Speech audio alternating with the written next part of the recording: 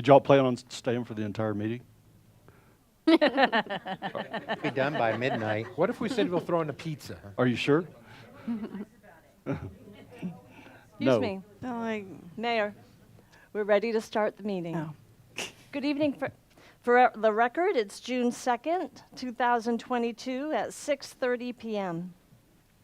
Council, when I call your name, please say here or present. Mayor Maxton. Here. Councilmember Stroop. Here. Elizondo. Here. Bliss. Here. Kerner. Here. Parker. Here. Menchow. Present. With 7 members of council present, a quorum is declared. Thank you, Christina. And would everybody please stand?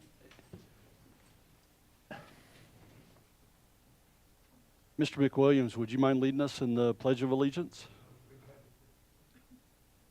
Pledge allegiance to the flag of the United States of America and to the republic for which it stands, one nation, under God, indivisible, with liberty and justice for all. Thank you, sir.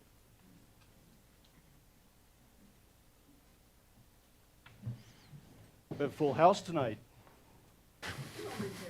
Momentarily. I'd like to thank everybody for coming out to tonight's meeting. Just a reminder that we are live streaming the meeting.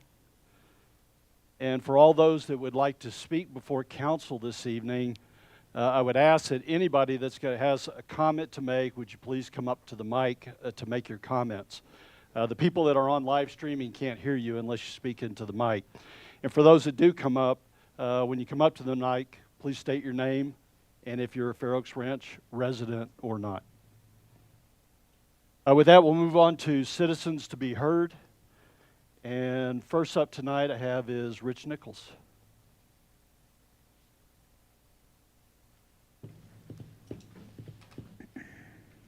Good evening. My name is Rich Nichols, and I live at 8115 Windmill Circle.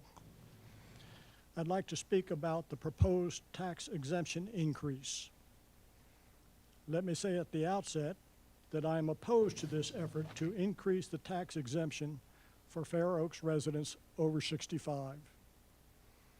Someone's much smarter than me once said that reasonable men and women can disagree and still respect the other's opinions. While I respect the council's efforts to assist those residents over 65, I disagree with their methods. As a matter of principle, I don't feel it is correct to alleviate the tax obligations of one segment of society and place the increased burden squarely on the shoulders of another segment of that society. That being said, I realize it happens all the time.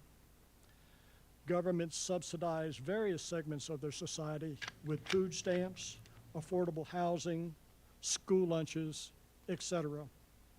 The list goes on. This is as it should be.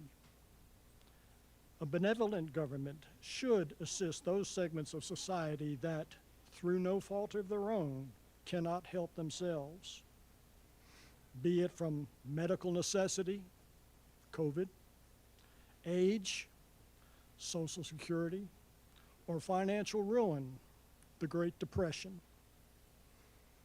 Now, it has been explained to me that this method of granting tax exemptions is nothing new. It is my understanding that this method has been used by previous administrations to grant the current exemptions we now enjoy. The fact that this method has been used in the past does not make its use in the current situation any more palatable. The council is now considering increasing the current exemption for those Fair Oaks residents over 65 and placing the cost of that grant on the shoulders of those residents under 65. My question is this: where is the need? We in Fair Oaks live in an affluent community. We enjoy a higher than average socioeconomic existence. Who in Fair Oaks requires food stamps to supplement their grocery list? Who has to send their children to school relying on the school to provide the lunch? Who has come to the city saying they can no longer afford to live here because their taxes are too high? The over 65 residents are feeling the pinch of inflation, high gas prices, and increased grocery bills, the same as those under 65 residents. Yet we still manage to pay our taxes when they come due. There is no hardship here that would require this council to subsidize any segment of our society. If the council feels compelled to subsidize the over 65 crowd, I suggest that you look for new sources of revenue for the city and use them to finance the increased exemptions. Thank you for your attention. Thanks, Nick. Next on the list is J.C. Taylor.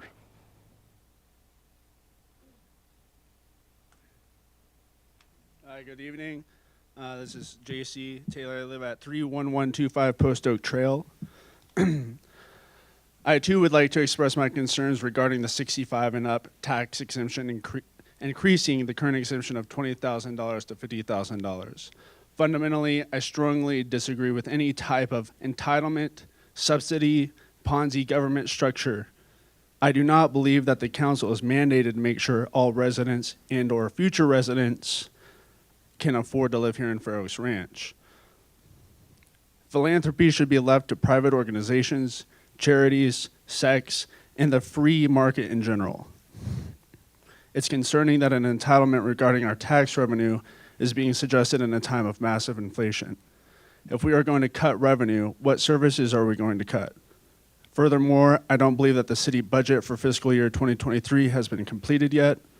How can we talk about cutting revenue when we don't even know how our expenses will be paid? It's important we keep our city staff and law enforcement fully funded and in good spirits, that our roads are nice, and that our public utility needs are met. Fair Oaks Ranch is not immune from the macroeconomics of inflation and all that comes with it.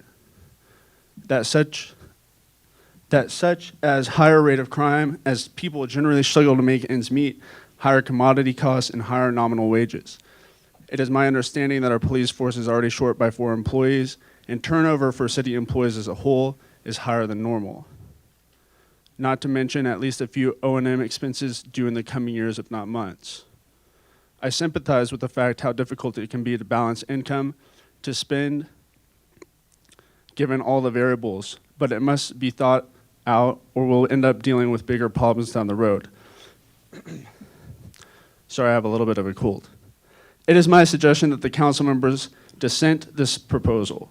If during the budget review process you find that we can cut back spending because of inflated property values while managing and maintaining all city services, namely safety, then perhaps we would look at a reduction in the tax rate for all residents of Fair Oaks Ranch.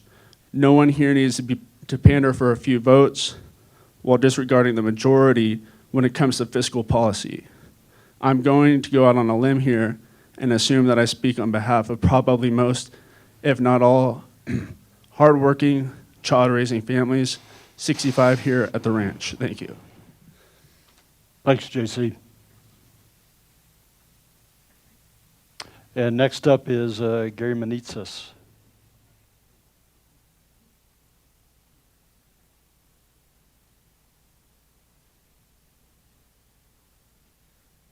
Good evening. I'm Gary Manitsas. My wife Dee and I reside at 30850 Man of War. It's a pleasure to be here with you again tonight, even though I am still getting used to seeing all of you with your headsets on. You're doing very well with it. I'm waiting for Laura and Chesley to lead us in a rousing course of Mamma Mia one of these days, but that hasn't happened yet.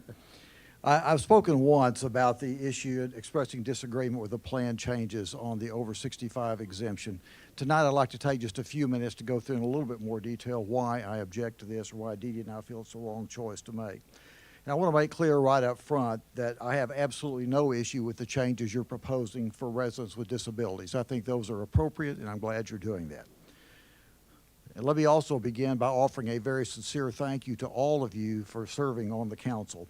I think it's pretty accurate to say Dee Dee and I have been very supportive of your service over the years.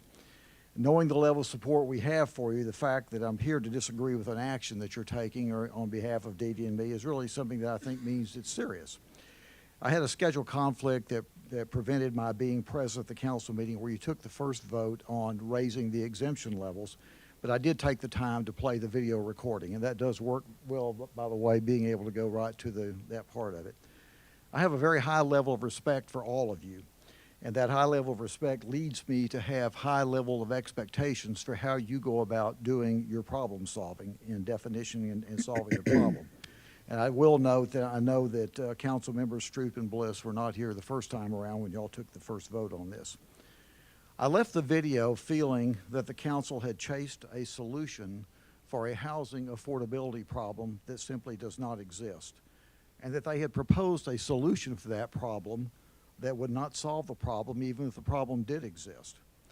The idea that an average savings of $10 per month for an over 65 household is going to move the needle on affordability strikes me as just being downright silly. This is not the kind of decision-making I really expect to see coming out of this council.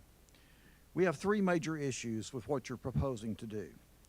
Your proposed solution charges different groups of residents, segregated by age, different prices for the same services. This is an inequitable tax policy. We do appreciate your wanting to show some love for your aged residents like Dee Dee and me, but frankly, a gift certificate to Parker's Ice Cream would have been a better choice than the changes you're proposing to make in the tax policy, because it is inequitable, and I don't think it's a meaningful change in the taxes. You have, as a legislative body, the authority to set an appropriate tax rate that impacts all residents proportionately. I think that is a much more appropriate tool for you to use than a convoluted solution like the one you're proposing. Structurally, your proposed change results in taking money from families that are in the most expensive child rearing portions of their life cycle and giving it to residents who I believe are really need your benevolence the least. Because your proposed over 65 exemption is structured as the greater of $50,000 or 10% of assessed value, the folks who will get the most benefit from this are residents living in homes valued at the $1 million level and up. I think most of us believe this results in taking from the reasonably affluent and giving it to the very affluent. The benefit to an average homeowner over 65 is pretty much insignificant. The nicest way I can characterize your proposed action is to say that it looks like a political feel-good maneuver that really accomplishes nothing significant in the way of tax policy. So where do we go tonight? If you are wise and brave, I think you will take advantage of the requirement in our city charter that requires 2 votes on resolutions. That requirement was put in place by our charter commission to prevent some of the abuses we had seen of essentially running things through, or bad decisions through council, without the opportunity to react to them with little thought. I know how hard it is to step back from a vote you've already taken. At a minimum, I hope you will have the courtesy to pull this item off the consent agenda and have a meaningful deliberation. You owe that to the 2 council members who were not here when you voted. I'm not going to obsess over whatever specific decision you make tonight, because the dollar consequences are small enough it's not going to crater your budget. There are 3 times as many households paying for this decision as there are households receiving benefits from it. So it probably won't crater the personal budgets of those under 65 either. What worries me is the precedent set by decision-making primarily driven by emotion with little meaningful data analysis. We made great progress over the past several years to move to fact-based decision-making with input from qualified professionals. I don't want to see the council moving back to the seat-of-the-pants methodology that was used by some earlier decision makers that generated so many of the legal and financial issues we have dealt with in the past several years. Thank you very much for listening to me one more time. I appreciate that, and I wish you all the best of luck in your future decision making. Thank you, Gary. And then next up tonight, we have Greg Bushman.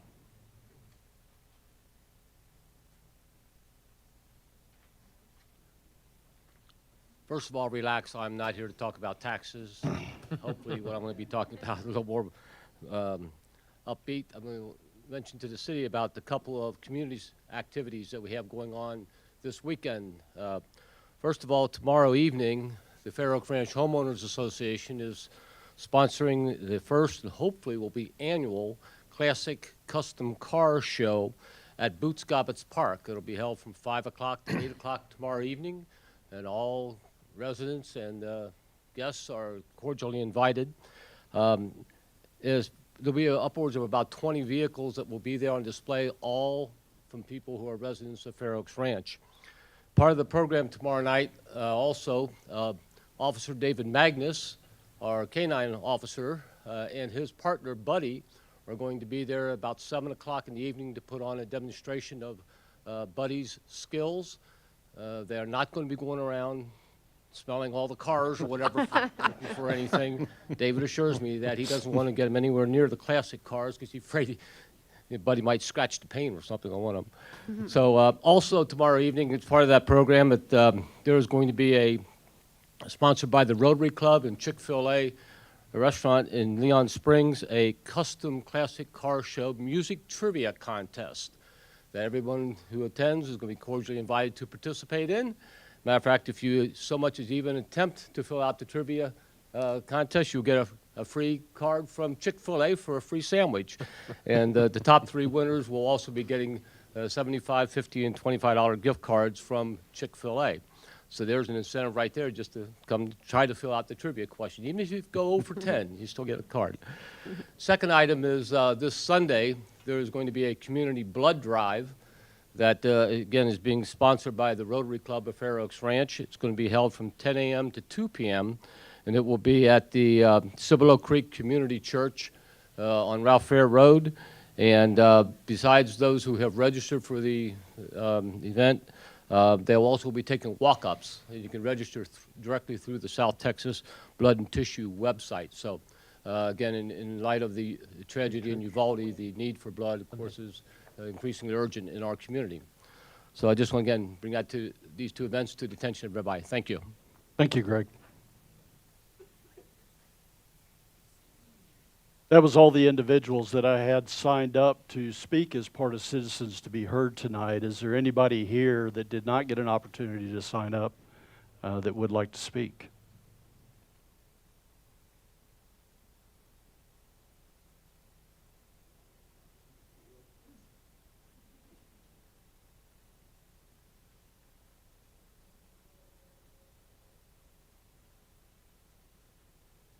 Wes Pieper, Fair Oaks Ranch. I hadn't planned to talk. I don't like to talk in public. I'd rather write things down so I can think it out, but I can't resist at this point. I've sent council emails recently, specifically this time on the subject of the tax relief, not to as a proponent or opponent of it. I was trying to deal with facts, because the biggest concern I had was, from the very start, it appeared to me that this was an orchestrated attempt to torpedo any logical, realistic consideration of the topic, including the numbers information provided by the city staff. I pointed out to you what I felt were flaws in that at each step of the way. I don't do that lightly. I don't do that to just be a rabble-rouser, as some accuse me of being. I think things through, I analyze it, and I think those financial projections were flawed in many ways. I hope each of you took the time to read those summaries. Again, I'm not here to, as a proponent or an opponent, deal with facts, deal with logical and complete information to make that decision. To me, from the very start, this has been an orchestrated process led by the person who led this city for several years during the period when the average city tax bill went up by 60% in 5 years, repeatedly. Tax rate increase plus assessed value. The revenues went through the roof even more than that from both property taxes and other sources. The same group of people, led by one person, is obviously out there orchestrating with the same talking points over and over again ignore the bull, ignore that, and just deal with the facts. On the one hand, they talk gloom and doom, oh my God, we can't afford this. There's going to be inequity, blah, blah, blah, blah, blah. And then at the same time, they turn around, well, it's not that much money. It can't be both. Forget the rhetoric. Look at it logically and with complete information, and then make a decision. It shouldn't be that big a deal. This is something done and has been done by other cities. We're not even talking a tax freeze at this point in time. We're talking simply bring that exemption up essentially to the level it was when the city was first formed in 1988. That's all you'd be doing at this point. And you look at the actual dollars as a percentage of revenues, which I tried to point out where I felt there were flaws in what the city staff had provided. If you look at that, you're not talking very much. It's noise. And when you consider the amount of surpluses the city has run in their budget each year, we're looking at another $1 million this year, you're talking chump change. I was tickled when the mayor made the motion at the last meeting to go straight for the 10% with 50,000 minimum, because that's essentially to bring it up to date for the last 34 years. Because for 34 years now, what the founding fathers set up as the relative spread in tax between the under 65 and everybody else, it's been chipped away at every year since that 20,000 has never been touched. It won't make me move away if I don't get that exemption. It isn't about that. I'm just looking at the real world. How Fair Oaks Ranch, I don't care that Fair Oaks Ranch residents on average are more wealthy. I'm tired of hearing over and over again for the past 4 years, we're a wealthy city. Everybody here is wealthy. That's bull. It's not true. Maybe where he lives or where they live it is, but probably not even there. And it's irrelevant. You're looking at the big picture, make a decision. Sorry for the rambling. I wasn't prepped for this.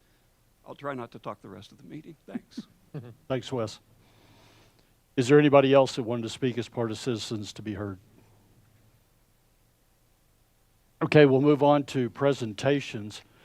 And with council's approval, would y'all mind if we do the proclamation for the Mick Williams first? Absolutely. I believe they just gave me the thumbs up that they need to roll, so they have dinner plans. Well, Mac and Maggie McWilliams, would y'all please join me up here?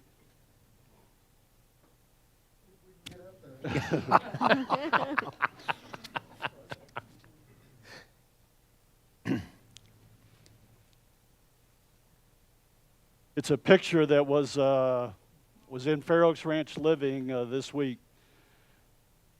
It just came out. Your wedding photo and then a fairly current photo. And I think we've all met, well, both of y'all in the past. But Mac is one of our World War II veterans, a Marine that served in World War II and now resides here in Fair Oaks Ranch. Just recently, we had the Fair Oaks Ranch Living, and then today I had an article in Hill Country Weekly.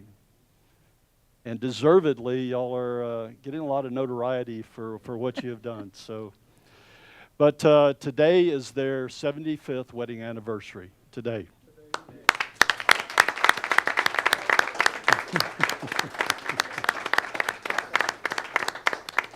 What I have is a proclamation, and if you'd bear with me, I'd like to read it to you and for everybody else. Proclamation from the city of Fair Oaks Ranch. Whereas Mac and Maggie McWilliams have been married 75 years, and we wish them many more happy years together. And whereas Mac and Maggie met during trigonometry class while enrolled at Texas Tech University in 1946, beginning their lives together. Whereas Mac and Maggie McWilliams were married on June 2nd, 1947. Whereas Mac and Maggie have raised a beautiful family of 3 children, Cindy, Gary, and Connie. And I know they all had nicknames, but I kept it formal. Which now also includes 8 grandchildren and 10 great-grandchildren. Whereas over the course of their marriage, they have moved to approximately 50 locations, or possibly even more, living throughout the United States and even internationally. Whereas Mack and Maggie Wick Williams in 1986 made their last move and are residents of the city of Fair Oaks Ranch. And whereas 75 years of marriage sets the example of commitment and dedication and family values for all to follow. Thank you all very much. And now and therefore, I, Gregory C. Maxton, Mayor of the City of Fair Oaks Ranch, do hereby honor Mack and Maggie McWilliams. Thank you so much. Thank you all for joining us.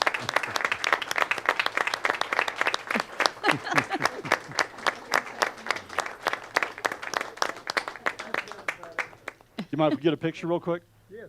In 75 years, that's a significant accomplishment. Well, yes, it is. I've been married like 6 years longer than Barb and I have been alive. And Can we we're- take it and off, we're or on our 49th. it doesn't bend? How's that?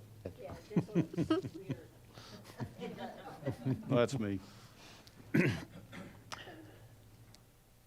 have I'd any? just like to say, 75 years with the same woman, that's a long time, but she's a jewel, and I wouldn't trade her for anything. You know what that is? And he likes my cooking. Yes, I do. That Mayor, thank you so much. Well, thank y'all for joining us, and I appreciate you being part of the meeting. I'm Enjoy your sorry we dinner. have to leave, we've got another appointment. I'd like to stay, I'd like to listen to the rest of it, but we just can't do it. Next time. You're the lucky ones. Congratulations. And sir, this is yours. Okay, thank you so much. And do we have somebody that could walk out with them? Police escort. how We'll about get you a that? police escort. All the way to the restaurant. No, just kidding.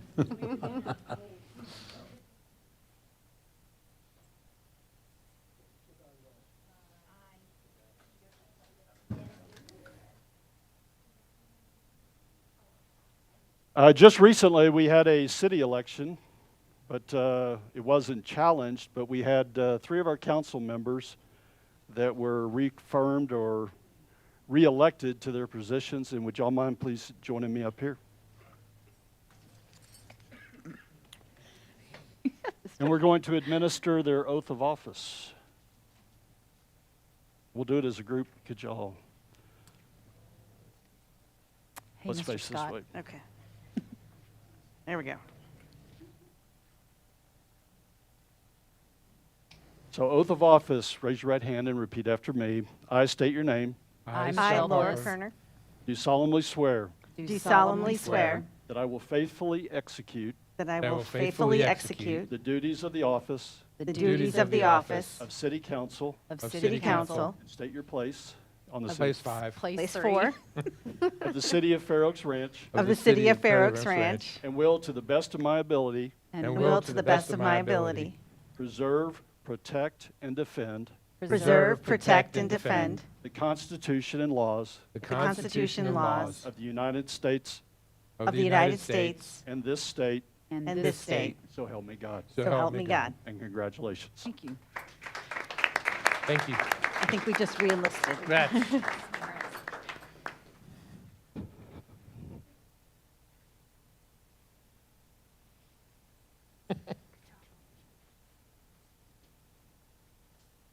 I did have one announcement that I would like to make that it's not on the agenda that I was going to do during Citizens to be Heard, but because of the McWilliams.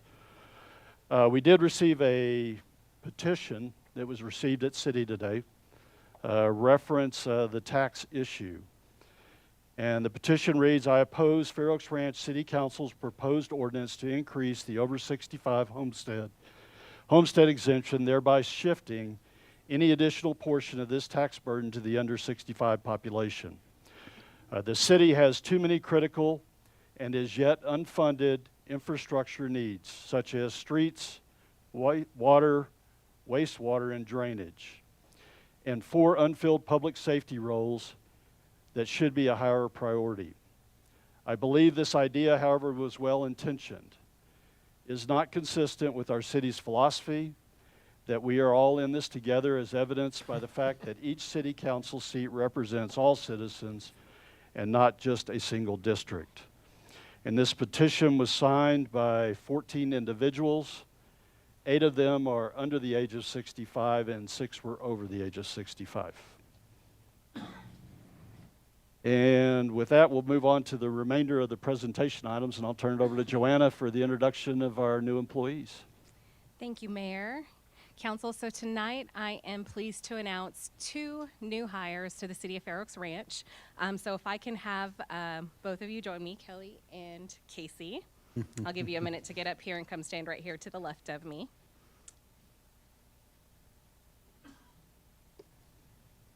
All right, so we will start with Casey Parker. Casey, if you'll come stand up right here next to me. So Casey Parker is our new Multimedia Communications Officer, so he is joining me on my team. He comes from us with a background working for nonprofits and has actually also worked on a mayoral campaign in his time in a previous state, which we won't hold against him. But now he's here in Texas with us. He formerly worked with Meals on Wheels, and we are very proud to have him join our team. In both my department and as a city as a whole. So thank you, Casey. And next we have Miss Kelly Barber. Kelly, if you'll come stand up here next to me. So Kelly is actually a very interesting story. So Kelly actually previously worked with the City of Fair Oaks Ranch back in 2008, if I have my numbers correct. She worked here for a little over 7.5 years. And then she did leave to go to a different entity, but she's stayed in the public administration sector. And recently we have been lucky enough to get her back here at the City of Fair Oaks Ranch as our utility clerk. So please join me in welcoming Kelly back to the City of Fair Oaks Ranch. And we're getting there. Thanks, Council. Casey and Kelly, it's a privilege to have you both join the team, and thank you for being here tonight.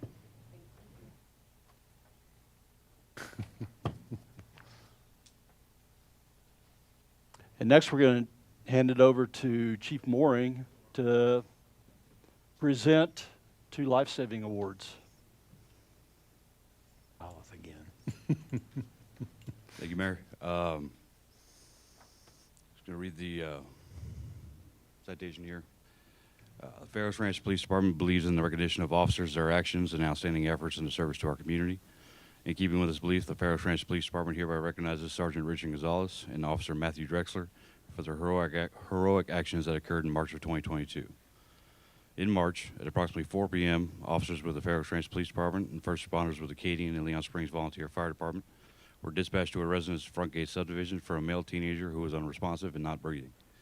Upon arriving at the residence, Sergeant Gonzalez located the male, verified he was not breathing, and observed his skin to be a pale green in color. Sergeant Gonzalez immediately began CPR, while Officer Drexler removed the male patient's shirt to apply an AED. Sergeant Gonzalez and Officer Drexler continued CPR for over 2 minutes until the officers detected a faint pulse and the male patient began breathing. Shortly after, Acadian and Leon Springs Volunteer Fire Department personnel arrived on scene, assessed the male patient, and transported him to University Hospital. Command staff with the police department were contacted after the event by EMS personnel and were advised that the patient was alive and doing well. And command personnel with the Leon Springs Volunteer Fire Department advised that the officer's quick actions directly contributed to the young man surviving. Sergeant Gonzalez and Officer Drexler's quick response, recognition of the severity of the medical emergency, and their immediate actions, including CPR, were directly responsible in the saving of a human life that would have otherwise been lost. Sergeant Richard Gonzalez and Officer Matthew Drexler's actions hereby qualify them for the Fair Oaks Ranch Police Department's Life-Saving Award and bestows upon them the appreciation of both the Fair Oaks Ranch Police Department and the City of Fair Oaks Ranch.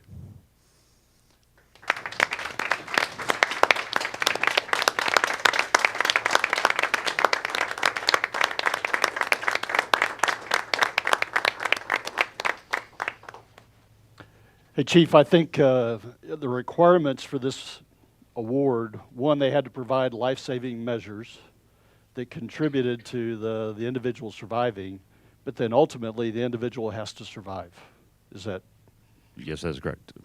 And, well, I mean, don't take it lightly, but because it leads into really what I'm getting into. We've had several life-saving awards as part of our city that have been handed out to our police department and our police officers.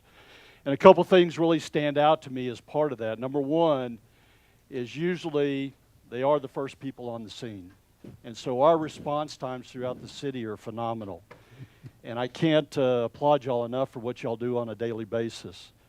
But showing up first on the scene with the capabilities to provide life-saving skills is even more important.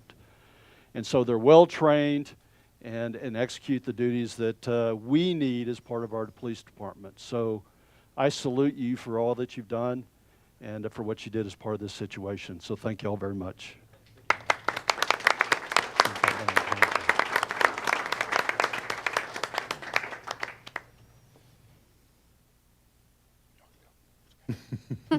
They said they wanted to stay. Hey, I got, Stay if you want to. I got a quick question. Yes, sir. Am I mistaken, or hasn't Officer Gonzalez received several life-saving awards? I believe that was Sergeant Gonzalez's second, Officer Drexler's first. If you didn't notice, because they kind of ran out of here, we changed the award. It's not just a plaque, it's actual medal now. Yeah, that's cool. And retroactively, we want to go back and make sure that all the officers that received that award that are still here are going to get that medal. And I think our last count was at 21. Wow. So we're at 21 right now, including those two. So Y'all do a great job. It's phenomenal. Now I'll turn it over to Chief to talk about our Code Red. thank you, sir. This is a presentation on our emergency notification system strategy. The issue was brought up with a recent event we had over here at Camp Bullis of Fire. So we wanted to bring this information forward just to get it out of the public. So real quick, jumping right into it. Public emergency, we define this as we define it in our individual Fair Oaks Ranch policy as an event that causes a clear and immediate threat to the well-being of residents. And that broadly encompasses any event.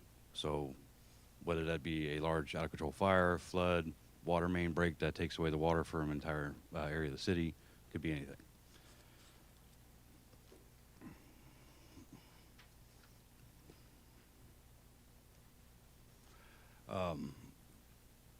Definition of event. So each event in and of itself is unique. Some training that we do in the police world is we try to remind the officers that every single traffic stop is different. There's no such thing as a routine traffic stop. There's no such thing as a routine emergency event. Whether it be a weather event, a man-made cause event, it could be anything. And something as simple as a car accident can turn into an emergency event depending on what's spilled, what's caught fire, who was involved, things like that. So all these methods where the uniqueness of the event itself can vary between the length of it happening, the extent of the personnel we need, the duration, and that typically dictates our response to it. Officers are trained every single year in incident management and emergency response, and there are boots on the ground in any emergency for the city. Just some examples of, oh, sorry, I might miss them. And one caveat here, at the bottom, not all public emergencies require activation of our Emergency Operations Center. And we'll go with a little bit more detail on the emergency operations here in a little bit. Just some examples of some public emergencies that we've dealt here recently. Large uncontrolled fire event. Those were pretty common here at the beginning of the year. Over the past couple of years, we've had several extreme weather events. Flooding, the guys at the PD are pretty well versed in that. We know where our low spots are. We know when, typically can predict when we're going to have an issue. The pandemic, that's an example of a long duration event. I'm sure everybody's familiar with that. The hazardous materials, trucking accident, gas leaks, mass casualty events, active shooter, plane crashes, things like that.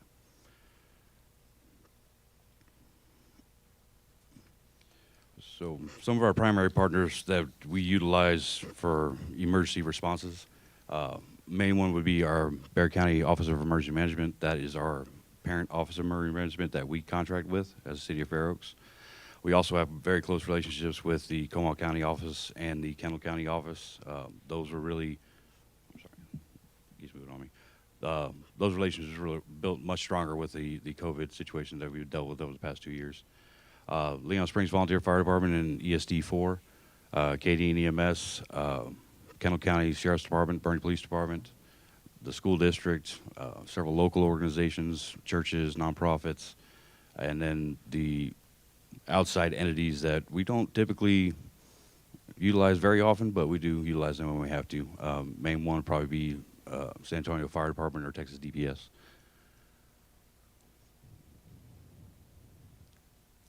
So just some bullet points on the strategy and how we go about with an emergency event. When the event begins, police department are the first ones to always be notified. And police department staff will always be on scene no matter an event, how small, how large. We're always going to have personnel there. Our standing procedure on unusual events and rare occurrences, the officers arrive on scene. They determinations for what's considered a public emergency will be decided by the chief in conjunction with guidance from the city manager and the mayor. That's how we decide whether or not we need to make a mass notification. Usually what happens is the intelligence is gathered from the boots on the ground. They're required to notify the chain of command. Chain of command evaluates the situation and then notifies up that chain of command to the city manager and the mayor. If we're made aware of an event in the proximity of the city, we tell the officers and the supervisors on scene that if they're aware of that event that's outside the city, to go ahead and notify command staff, whether that be me or Lieutenant Ojeda, just so we can gather some information on whether or not we need to pass that information along. It doesn't occur frequently, but there are sometimes, you know, you have a large traffic incident on the highway, something that we might want to push out to residents just so they know. Once we're notified as command staff, either me or Lieutenant Ojeda, we evaluate the situation. We usually make numerous phone calls to our partner agencies, Leon Springs, Bexar County if we need to. We will first ensure that all assets that we need are mobilized. We ensure that everything critical of need to preserve life, protect property is in place and en route before we start making any type of notifications whatsoever. And today's world, that can happen quickly, can happen more slowly, but generally we can respond to the city within 15 minutes, barring any rare circumstances, and we'll usually have the verified accurate information shortly thereafter. And the officers is really good about passing along the accurate information to it as well. So, not all events will require emergency notification. We want to be very clear about that. Our emergency notification platform, Code Red, is a system we use for mass notification systems. That determination is usually made at the city manager mayor level on whether or not to use that, but there are some outliers, anomalies where it can be used by staff. And just to be absolutely 100% clear, the #1 priority in any event is the preservation of life, followed shortly there by the health and well-being, and then the protection of property. So property takes a third backseat to preservation of life and everybody's health. City communications, they're determined by and routed through the city manager and mayor. This includes all emergency communications platforms and notices. Like I said, not all events will require notification to the public. No other entity or person has the express privilege on speaking on behalf of the city unless it's the mayor or city manager, but there are situations where exigent circumstances exist where notifications need to be made, or when it's specifically delegated to staff. An example of that would be something that's happening immediately. The immediate need to notify people is out there, so usually that will be made at the staff level, either at command staff level from the police department, and communicated through our communications team. So anything that would require no delay, basically. All platforms utilized by the city for communications, they're moderated by our communications team, which is led by Joanna. They're really good. We haven't had any issues, especially getting a hold of them at 2 o'clock in the morning if we need to put out a Facebook post or update the city website. Even Casey, I believe, his first week here, he got a training on the Code Red system. So he should be proficient by now. So just a cluster here of the way the communication system will work. So in an emergency,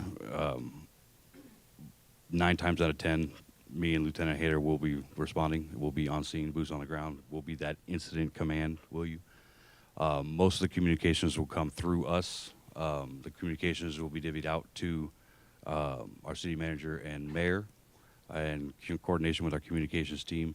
And any communications broadcast by the city will be authorized by the city manager and the mayor at that point. We do have communication levels from support staff, and under support staff, we consider those, you know, your private organizations, churches, anybody willing to help that reaches out, volunteers, citizen volunteers, members of the Citizens Alumni Association, assisting agencies, other city staff that we've utilized in the past to assist, and all that channels down to the general public and the media. So the goal of that is to have one single line of communication that's putting out accurate and timely information. Just a flow chart. Critical information on an event will be gathered and relayed through the police department command staff to the city manager and the mayor. City manager will coordinate with the communications team to draft and push out any emergency notifications. The general public must sign up for each platform to receive notifications and check the city website for updates. The process may occur multiple times during an event to ensure timely and accurate information is disseminated within the city. That's for continual updates. So in terms of like a fire that's moving rapidly, you know, we're going to update people on where the fire is, the containment of the fire, things like that. Or flooding events, if we have to close streets, if we have to close Ralph Fair because of flooding, when streets open back up, when roads are passable, because we've run into quite a few times the water will go back under the bridge, but we have lots of debris on the bridge, or we have lots of debris stacked against the bridge, so we want to check the structural integrity of that before we open the roadway. So there's the updates that we put out will be sequential and accurate as we need to. We understand that not everyone will receive the notifications. Not everybody uses social media. Not everybody looks at the city website. Not everybody signs up for our mass notification system. In those events, we have procedures in place for knock and talks, basically. Some examples of some recent ones we did most recently was a gas leak that occurred at the Montessori School construction site on Les Pfeiffer. One of the construction crews hit a 4-inch gas main. We were able to cordon off the area, and the officers individually went door to door on Copperleaf and Les Pfeiffer to notify those residents to evacuate their house. We got the contact information when they were leaving, so we called them and tell them they can come back. Another big one we had was the 2011 fire, the fire that burned up over by the power station here and came up over the hill. Officers spent probably 5 minutes or so after the order was given, knocking on doors in the southern part of the city here and working with the school and evacuating the kids there. So we do have procedures in place to notify people when they're in immediate danger and to ensure they have been notified. So the importance of timely, accurate information, it is extremely essential that timely and accurate information is relayed to those potentially affected by event. Notifications will be disseminated as needed and only when verified to be critical, accurate, and necessary. Challenges that we have is more recent than not, but one example is we had an incident in the northern part of our city that I had not even been able to notify the city manager of when someone has already taken pictures and posted it on social media. So we like to put out the accurate information, and unfortunately social media tends to beat us to the punch on that a lot, and then you get the big round robin of inaccurate and conspiracy theories going down that rabbit hole. So we only put out information that we verified to be accurate, and we put it out timely, and we put it out when it's critical.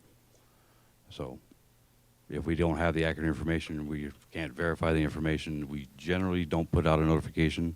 If we do, it'd be some type of blanket statement. We are monitoring the situation. We will report back. So our emergency platform we currently utilize for the city right now is Code Red. It's an OnSolve company based out of Georgia. Our current contract is roughly about $5,700 a year. Those funds are divided between the utility fund and general fund. Myself and our information technologies have been evaluating some other platforms due to some issues that we've kind of seen with Code Red and the ease to sign up, and then the ability for residents to accurately pinpoint their address. We are evaluating, I think it's 2 other companies right now that we're kind of currently working with, but any changes in that will be presented during the budget process. So, next steps, we're going to continue to evaluate the platforms. I believe we have a meeting next week with the Information Technology on one of the platforms we're looking at. We are coordinating and marketing and an information plan with our communications team to educate the citizens how to sign up for Code Red. It's proving a little bit more difficult based on some of the issues in the Code Red system, and conducting regularly scheduled tests and evaluations of that system. So we haven't run tests on our Code Red system on a routine basis. We probably really should start doing that, so we will be implementing that. How council can help? This is a blanket prepared statement. Putting out the accurate information is a group effort, and we need to ensure that everybody is channeling communications or channeling information back to the proper sources. So the only sources that are official from the city are going to be on your city Facebook page, city next door page, city website, Code Red, Notify Me. Those are going to be the official city communications. Most of the time when that communication goes out, it's been vetted through city manager, mayor, put together by our communications team with information brought to them. So, some tips. We always want to refer our residents to keep an eye out on the city website and social media to get their updates. We must utilize our chain of command for incident responses. This is critical. If someone has information on an incident, that's going to be essential in deciding how we respond or how we move forward. We need to get that information to the people that can make those decisions on the ground. Chain of command is as follows. The incident commander will be the person on the ground handling the situation. Like I said, 9 times out of 10, that's going to be me or Lieutenant Ojeda. That person will inform the city manager of the situation to allow the city manager and mayor to inform to inform the mayor and communications staff. So that chain of command is put in place. That's written in our policy. That's written in most of your NIMS or incident management systems and incident command systems trainings. So, any questions? I know I flew through that, but yeah, a lot of questions. Roy. Ma'am. I brought the item up, but go ahead, Roy. So, Chief, my question is, and maybe it's got 2 parts, but it all boils down to how comfortable you are, and is it based on some, testing or something that we have good connectivity and interoperability between like 911 and then all the other agencies' communications, their radio systems and stuff. Do we feel like that part of the process for incident response is working well? Yes, I can say, without divulging too much of what we're capable of, our communication systems via radio are pretty broad. The 911 system, if you remember, I believe we had a presentation on 911 where the dispatch communications supervisor came. I haven't received any complaints about the 911 system. I have heard of some where people get bounced over to Bexar County and sit on hold for 12 minutes. I haven't been able to verify those. That's unfortunate if it is happening. I don't believe we have that issue at our communications center, but we still have those same bouncing off the wrong tower issues. So that's why we try to educate those people that when you call 911, make sure you tell them I'm in Fair Oaks. Is this Birdie Dispatch? So. Yeah, and just a follow-up question on that. There was like a question that came up, a while back that we have a lot of these kind of semi-mapped areas, like the trails in the golf course come to mind about how we go and we get a call in for a medical emergency, and I think I talked to your predecessor about it quite a while back, how they triangulate on exactly where these individuals are. And I saw some examples where people have done some things to build, locators into their system to help, the responders figure out where that call is originating. Do y'all feel comfortable that we have the ability to find somebody out on one of these trails or the golf course to get to a particular hole or whatever it happens to be fairly quickly? I know the record is y'all do an outstanding job of that. I just want. So we prepare for that. So the golf course tends to change. I think it was maybe 10 years ago they totally changed the numbers of the holes. So we keep up to date on the hole numbers for the Blackjack course, Live Oak course, and their relation to certain key points in the city. We give that information to dispatch, and dispatch is able to triangulate or geolocate based on the 911 call, and they can usually put us generally in the right area. One example recently I can think of is there was a situation on the Live Oak course over off of Winchime where a young man went to back up and backed up a little too far. There's a drop off right there towards the creek. When they called 911, they didn't know what hole they were on, but the 911 operators were able to geolocate and put us to the nearest street that the officers could get to. And nobody was hurt. He just took a little tumble down a steep hill in the golf cart. So, Thanks. Michelle? So I actually brought this up, and thank you for, I sent the list of questions to you guys, and you answered all of them, I think, except for one. So thank you for that presentation.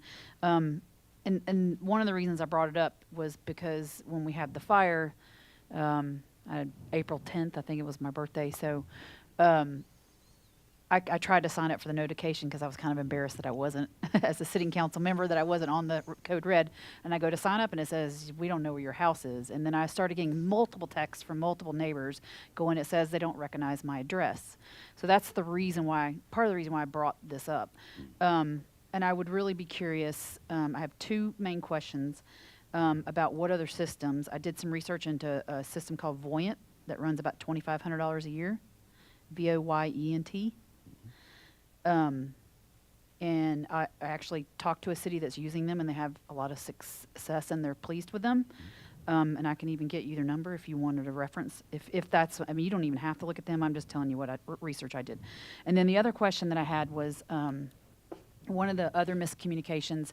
The night that fire happened, one of the neighborhoods got notification from someone, and I don't think we ever figured out where that notification was coming from. Comal. Comal County? Yeah, It was Comal ISD. no, sir. That they should, evacuate, but then our city didn't really know where that message at the time. During the heat of the moment, we didn't know where that message came from. So my question was, how are we communicating so that, or can we communicate so that we know as a city that Comal is sending that message out so that when a citizen asks, we'll go, okay, well, it's Comal County. They do have houses that are close to that, so you got the all. You know what I mean? Like a better way to communicate. And then the one of the other questions that came directly from a citizen is, how do we send the all clear message? Like that it's all clear, the threat is over. That I don't think we maybe did that night, but I don't remember. And do we do that? What's the procedure for that? And kind of how all that works. Well, and see if I can come back. Yes, please give me the information on that point. Will do. The emergency notification that was sent out that night, that took some tracking down, and I'll thank Lieutenant Ojeda because he spent many days on phones tracking people down. Without divulging who's at fault, it was a series of mistakes that were made from line level staff that did not have the authorization to do so. That's why portions of our residents got an emergency notification from an entity that didn't recognize.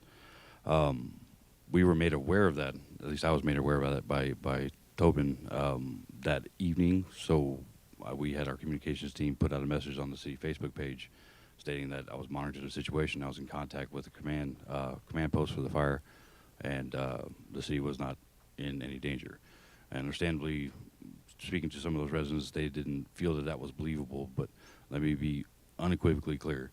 Any communication coming from the city is official communication, and our number one priority is the safety of our residents, and we will never put that in jeopardy. So. Yep. Second question is, sorry, I didn't write that one down. It All, was all clear, like what all do we clear. do about, yeah. I believe we put that initial message out. I don't believe the city put any follow-up I remember monitoring Leon Springs communications there because their assistant chief was part of the command post for that fire, and we were monitoring the situation through them and then communicating with them. That's more along the expectation for y'all, for us. Like, what does the residents, what does council want the city to do? Well, for that one situation, just speaking of that one situation, every situation is different, as you started talking about. It was late at night, and so people didn't want to go to bed. So people were sitting up, waiting. Can I go? Is it safe for me to go to bed? Because the last thing you want to do is go to bed and get woken up by a bang on the door. Get out. You got 2 seconds. You know what I mean? So, I think that's where that question came from, and it's a little bit different when it's the middle of the day and people can kind of keep an eye on things. But when it's at night, I think that's when it's important to send. I mean, I think it's always important to send the all clear, but even more so at night, so people can go to bed without worrying. And if that wasn't clear, that's my fault. So I was the one monitoring the situation that night. I was out here till 11 o'clock, I believe. Constant communication. We didn't feel the city was in any danger whatsoever. Based on the And that's what information. Tobin was relaying to me, Yeah, but then I didn't feel like I should be telling that to anybody. I'm like, keep looking at the city Facebook page, keep looking at the city website. To your point, I don't want to be just communicating information that's not. And that's managing those expectations. So if that's something that we need to be better at, then by all means, please let us know. We were out there, like I said, we were monitoring that situation. We didn't feel the need to rustle residents to send out any mass notification systems. Yeah. We sent out the message. I believe Joanna is the one I spoke to tonight. Please put in there that the chief has monitored the situation, and it's absolutely true. And speaking to fire department personnel after the fact, the fire was nowhere close to our city whatsoever. But we had officers out there monitoring all night, so just in case. Yeah. So we never know what's going to happen. The wind's going to change directions. So. For sure. Yeah. Thank you very much. We want our residents to trust that we are there, we're watching, we're prepared, and monitoring. Yep. And we've done a pretty good job of training the staff to be able to do that and be able to anticipate those issues. And I think they do a pretty good job at it. So. And go ahead. I'm done. I'm done for now. Chesley. So just a couple questions and things that I heard from that night. Obviously, it was a difficult night because of the inadvertent call to all of our residents. I mean, I really think that's what messed the situation up for you guys, and obviously you couldn't have anticipated that happening. So my question is, can we set up some sort of community outreach time so that we can help residents who maybe are not able to log on and get code read themselves? So older residents that don't know how to do it, that can't function, a computer, all those things. Is there a way that we can set up some sort of just a community outreach? I mean, I'd be willing to sit under a tent somewhere with a computer and try and help people sign up for code red or whatever it is we do, but I think it would be a good idea. Because the second part of that is we're telling people to monitor social media, check your email, check our website. But if you got this call and it's telling you to pack up and be ready to leave, I'm pretty sure a lot of people weren't going to be on a computer if they don't have a smartphone, checking their email and checking all of those things. So we're asking them, in theory, because of the call they received, to put their life at risk to go and sit down and try and figure out what's going on. So if in this situation, again, it was terrible. It was not you guys' fault, but just a thought with that of how we can get as many residents as we can on the texting so that, they are able to get notified and not strictly rely on social media. I'm going to answer your questions, but I'm going to come back to Ms. Bliss because I've already had to answer one of hers. Code Red, you had trouble with the mapping. So some history on that. We discovered there were some mapping issues at the winter storm in February of 2021. We had some employees trying to sign up that lived in the city that it was saying they weren't in the city. We contacted Code Red at that time. We sent in a whole new shapefile of the city limits. They received it, and now we have another event where residents that have been part of the city for a better part of over 20 years, and it's still saying it's not in the city.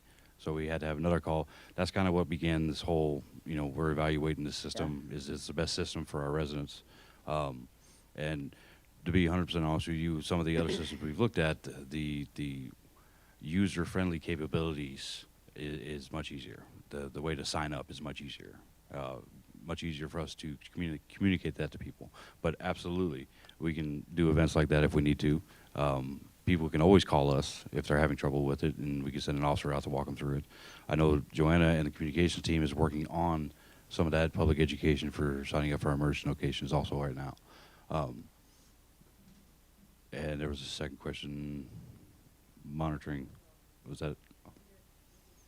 Does Code Red send text? Oh, sorry, I didn't raise my hand. Yes, ma'am. It sends text, email, text, email, phone call. That's what I meant. Thank you. Sorry. And one other. I think it's just text, email, phone calls. There's one other platform I can't remember. It's the oddball one. Nobody really clicks that one. So. Semaphore. So. Most people sign up for phone notifications and text notifications. Yeah. And you could download the app, but yeah, there's no reason to.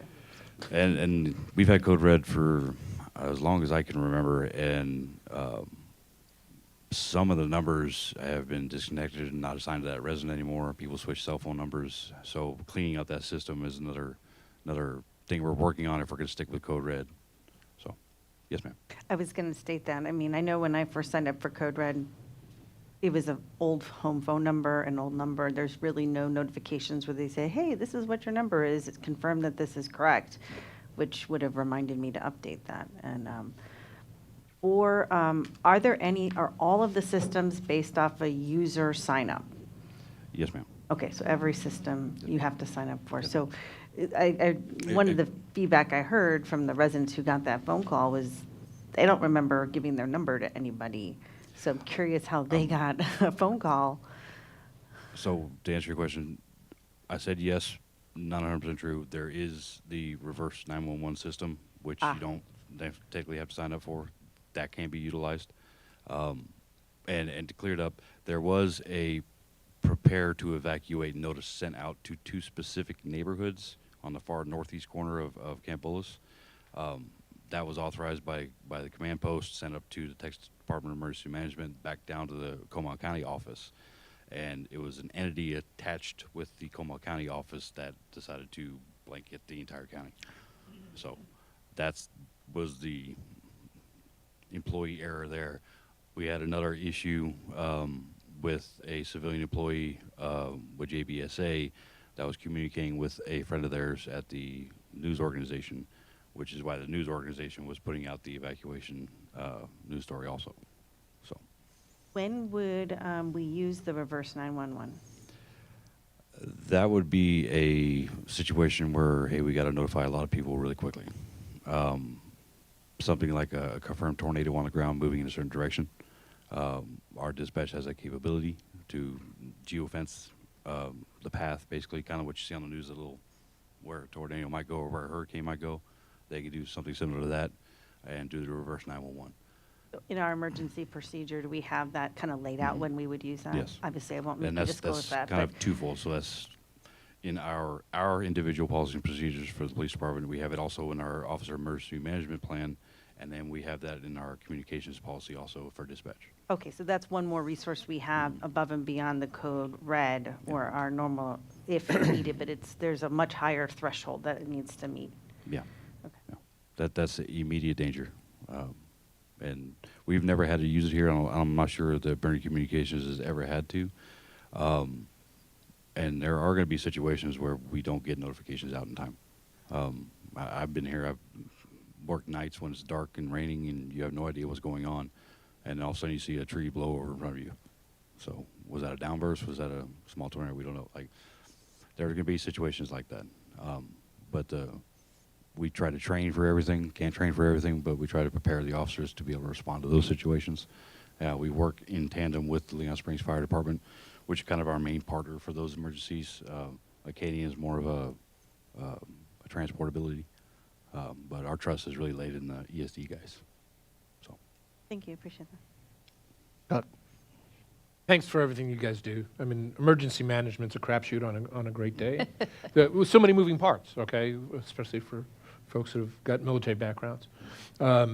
It's very tough, and I like to thank Chesley for stealing my thunder. I want to go back to the possibility of all done in fun. doing some outreach, because I think that will really, when we're, especially on the north side, when we're sitting there watching fire lines, which seem a lot closer at night, and you can see them, and we're dealing with animals, and when do we open, gates and things like that. I think it's really important for those folks who are not tech savvy enough to go ahead and sign up for these things. An outreach program would be great, and we may be able to do that through a volunteer program, either setting up, and with especially with Casey on board now and Joanna, get the word out that hey, you can walk into the PD, we'll be there. Give us your phone, we'll set it up for you, kind of thing. And I think that'll help allay a lot of the fears for the citizens to be able to get that simple notification system. I also highly agree with the all clear notice. I think that being able to go to bed at night with a clear conscience, knowing that this thing hasn't turned, will mean a lot to the citizens. So again, thanks for everything you guys do, and any way we can help not fan fires. I think we're all No pun intended. No, seriously, no pun intended. Of getting people to the right media, social media platforms, and wait for the code red. We'll be glad to do that to help you. And I would say a last resort for residents that are trying to find the information but can't, call our non-emergency number. Hopefully that doesn't inundate dispatch with 200 phone calls in the middle of something, but if they call a non-emergency number, they'll put you in contact with an officer, and the officer will call you when they can.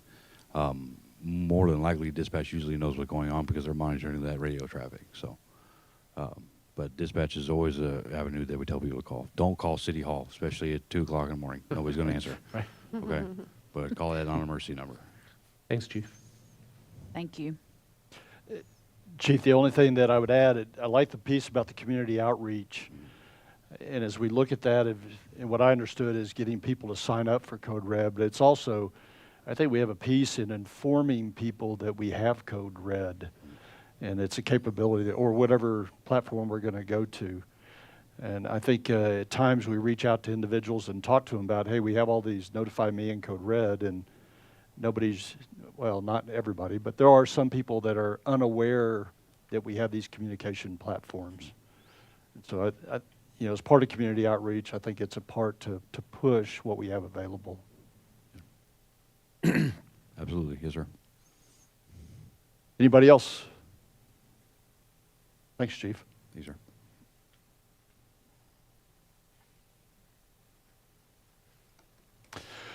Next, we'll move on to the consent agenda. We have 5 items on the consent agenda tonight. First is the approval of the May 19, 2022 regular City Council meeting minutes. Second is the approval of a final plat request from Elkhorn Ridge Development SA LLC for Elkhorn Ridge Unit 4, proposing 26 single-family residential lots, which are generally located northwest of the intersection of Dietz Elkhorn Road and Elkhorn Ridge in the city of Fair Oaks Ranch, Texas. Third is the approval of the second reading of an ordinance amending the Advelorium tax exemptions on resident homesteads. Fourth is the approval of the second reading of an ordinance adopting a tax freeze for qualifying disabled homesteads. And last, the approval of Councilmember Bliss's absence from the July 7th, 2022 regular City Council meeting. Is there any council member that would like to remove an item from consent to consideration? I would like to, Mayor, I'd like to remove agenda item number 11. Okay, then we'll move item 11 to consideration and discussion. Anybody else? And with that, can I get a motion to approve the consent agenda, which would include now items 9, 10, 12, and 13? So moved. From Michelle Second. and Roy. All in favor of approval of the consent agenda, please say aye. Aye. Opposed? The consent agenda is approved.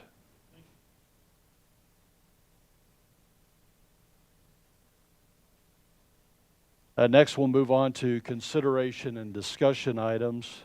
The first item that we'll have up tonight is the approval of the second reading of an ordinance amending the Advelorium tax exemption on resident homesteads. And if you're tracking along in the packet, it's page 26. And I'll turn it over to Michelle. So, first of all, I'm pulling this off since I missed it last week, and I know if I was sitting on the other side, well, you missed, so too bad, too sad. But I really wanted to kind of talk this out because I've spent a lot of time this week talking to people and calling people, and actually, Rich Nichols called me last week and really got my brain thinking as to what are we trying to solve for, and who is asking for this, are the questions that come to mind. And you know, and I stated the first meeting, how are we going to make up the difference in, you know, the burden? And it's not that much of a burden, as everybody's already talked about tonight. But I'm just really want to make sure that I'm solid on, you know, what are we trying to solve for, who is asking for this, and how we're going to shift the burden and the funds to cover it. So that's kind of why I pulled it off the agenda. Are you asking these questions, or are you providing yeah, because information? I really, honestly, I don't know the answer to what we're trying to solve for. Because if I look at the numbers, and when I look at the numbers, I don't see a clear, the amount that someone's going to save, to me, isn't going to keep them in their home. I brought my own tax bill just for grins and giggles here. If I got, you know, $121 reduction on my little shy of $2,000 worth of Fair Oaks Ranch taxes, I wouldn't lose my house over having to not pay that. So I'm just trying to figure out what is the reason. If there's a good reason, it's not clear to me what the reason is, what we're trying to solve for me to 100% get behind this. So that's, I've been teetering on the fence for weeks now. So. Okay. And I don't know who can answer the question as to what we're trying to solve for. Are we just? Well, I think it's from your perspective, what is it that you see the issue is, and what do you think we should solve for? I don't see an issue, so that's maybe my answer. Okay. And you know, I wasn't the one that brought this up originally, so I was hoping that maybe someone that has heard from citizens that are wanting this, and I did hear from a few that were okay with it, not that they necessarily wanted it, but I just reached out to random people and started calling people and talking to them. I had some that were, I'd be all right with that. And under 65, I'd be fine with that, that's fine. And some were like, oh no, on both sides of the fence. So I did try to reach out to more than the squeaky wheels, because you know we always hear from the same people, the squeaky wheels, and that happens in every community. So I tried to reach out to the non-squeaky wheels today and yesterday to get to talk to them and get opinions, and it was, you know, I wouldn't even say it was 50-50. It was more against some for, and so I'm still sitting on the fence basically. So maybe, I don't know, I know Chesley, I don't know if you want to. I think you brought this up initially because people were talking to you about it at Coffee with Council, but I don't know if you have any things that you can share with me as far as like, what are we trying to solve here for? Like, Yeah, first, Emily has a comment. okay. So when this first came up, because I wasn't here for the last meeting either, when this first came up, one of my questions to Scott was, when was that original ordinance put into place? And we found out that the original ordinance was put into place a really long time ago. And my purpose for asking that question was to make sure that whatever was set up then has some sort of equal effect today. And that's it. That's what I think. That's my take on. It's not trying to shift burdens. It's not trying to, you know, give people the ability to necessarily stay in their home or whatever, but it's just to keep things consistent with today's dollars, is how I interpreted that. And so that's where I think is where we came up with the numbers that were come up with. So I don't know, I'm not real sure where we went from that to people not being able to stay in their home. It was a comment at But- by a citizen at another. Okay. Yeah. But I think the whole, my intention for asking that original question was just to make sure that we're staying consistent, because obviously it's not 1980 anymore. So that's my take. Chesley, did you have any comments or? Okay. Anybody else, Roy? Yeah, and I've got some statements that I guess I wanted to make sure that they get. And so I apologize in advance if it sounds like I'm reading, because actually I'm going to pretty much read what I've got here. Just kind of as a prefacing thing, because I think, Emily raises a good point.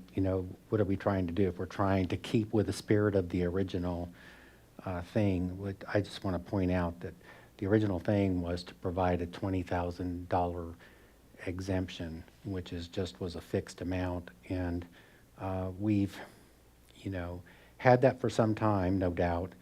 And I think we've talked about applying inflation to that, but we also have to recognize that there's been inflation on the cost side. And that's compared to what we're proposing here, which is, $50,000 or 10%, whichever is greater, with no ceiling. So that's a significant change in the philosophy of this ordinance. So with that being said, I'm going to move to my prepared remarks. So the first thing I wanted to talk about was we all received a letter this morning from a citizen. And in that letter, it was asserted that opponents to this ordinance were resorting to, quote, disingenuous, fatuous, nonsensical propaganda. And that fatuous word was really good. I had to look it up because I didn't know what it meant. But it means silly. And so I'm not going to make any judgments about that, but I'll let our citizens go to the video from last meeting and replay this one, and they can decide silly or not silly. The letter goes on to say that the ordinance will help relieve people of the increased tax burden imposed on these homeowners caused by increased valuations and decisions made by prior councils to raise both tax rates and city administrative and operating costs. And it's been referred to as propaganda, and the definition of that is the dissemination of biased and misleading information for the purpose of promoting a particular political cause or point of view. And so, what's not mentioned in the letter is that, what are the drivers for us over the years increasing taxes and the cost of the city going up? And those are things such as our city has doubled in size in a fairly short term period of time. The whole area is experiencing a growth rate that's actually leading the nation, according to recent articles that I've read. So that's something we're having to deal with. Up until 6 years ago, when I came on council, there was a lack of adequate funding for infrastructure maintenance that we've had to add to our operating costs. We passed a new city charter not that long ago that passed with overwhelming support, and which called for new city processes to responsibly manage growth, and those processes need to be funded on an ongoing basis. The last thing that seems to get left out a lot of times is that if you compare our taxes with our peer group, they compare pretty favorably.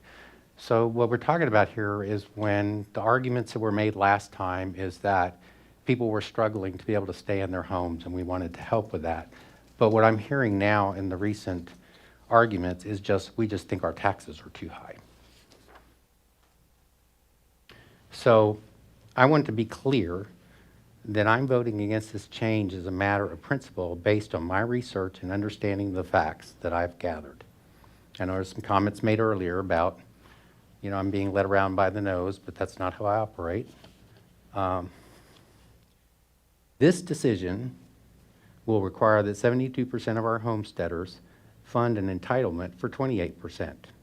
If you're over 65, the more your home is worth, the more you benefit, and the more the under 65 homeowners subsidize your share of city costs. We have not seen data to substantiate that there is displacement of senior residents due to an inability to pay city taxes. I've been on council for 6 years. I know of not of one case that has been brought to me. We have not seen a business case to substantiate that this solution will make it possible for over 65 homesteaders to stay in their homes. The impact of this entitlement on individual homesteaders will be about $8 per month for a median value home. So this solution would not be effective if there was truly a need. And just my perception, I'll interject that if you have a $1 million plus home, again, I don't think that you're really would be qualified under, being financially insecure. I have reviewed numerous white papers, academic articles, and legislative background information from other cities dealing with housing displacement. My key findings from the review of the literature are the key drivers of housing displacement are financial insecurity, gentrification, and other influences such as changes in zoning and development patterns. Fair Oaks Ranch does not fit the profile of a city suffering significant displacement of seniors or other residents due to those factors. The most prevalent approaches focus on providing, and I'm saying that the prevalent approaches that cities are using to deal with displacement focus on providing affordable housing with accessibility to the facilities and services required by seniors and financially insecure residents. Whenever tax preferences are mentioned as an approach in city strategies, the recommendation is that they be needs-based. And I'll contrast this to the thing which I don't have any heartburn about the disability thing because there's a needs test for it. This does not have a needs test. Given our median home values and incomes, it is not plausible that a savings of $8 per month could ever make the difference that would resolve financial insecurity. If the goal is to make it possible for people to stay in their homes through their senior years, this solution will not work. At our meeting on May 19th, when we deliberated the first reading of this ordinance, a citizen first remarked that Fair Oaks Ranch taxes were too high. Subsequently, that same citizen asked for us to add 2 people to the front desk to ensure their calls to City Hall would always be answered by a live person. I bring that up because if our citizens want to keep and even improve the levels of services they are receiving, this ordinance will strain and skew the tax base used to fund those services. Frankly, the process used for making this decision reminded me of a line from a TV series. When challenged by her son to consider facts before passing judgment, the mother responds by saying, "Facts are fine as long as they don't interfere with what I believe." No matter how you manipulate assumptions and variables or spin the calculations, the fact is that this proposed change transfers tax burden to a segment of our residents that are affected just as much, if not more, by inflation. Soon we will be engaged in the tough work of planning how we will provide for public safety, infrastructure, and the processes that ensure our quality of life. We will face the pressures of inflation, the desire for higher levels of service, and the demands that we lower taxes. Even if council cuts services to compensate for reduced revenues, the burden for the residential costs, the residual cost rather, will still be shifted to the under 65 homesteaders. This proposal is spending other people's money and affecting the services they will get. So we need to show that it is justified. We also need to seek buy-in from all stakeholders, especially those who will be on the paying side of the equation. I believe this is a decision that represents a solution for a problem that does not exist. Even if the senior displacement could be substantiated, this solution would not solve it. The experiences of other cities have also shown that it is unlikely to change the perception that taxes are too high. We have not performed adequate due diligence on the problem, alternative solutions, or implementation planning. Experiences tell me that when a sound problem solving method is not followed, the consequences are that much harder to address. And that concludes my remarks. I do reserve time, if necessary, to answer any other questions or make further comments. Laura. I move to approve the second reading of an ordinance amending Advelorium tax exemptions as follows. $5,000 exemption for residents homestead, an amount equal to the greater of 10% or $50,000 exemption for residents age 65 and over, an amount equal to the greater of 10% or $50,000 exemption for residents qualifying as disabled. We have a motion on the table. Second. Chesley? Yep. Do we have any other comments from anybody here? I have one more small comment. This is the first time we've all kind of not been on the same side of the fence, so it's kind of odd, actually. And I totally respect where y'all are coming from, so I don't want y'all to think any other difference about that. But I do feel that we should, my opinion, I'm leaning on no, because I feel like we should be equitable, and I would rather do that in the budget process and lower the taxes if we can. So that's where I come down. Is there anybody here tonight that's joined us that had any other comments on this?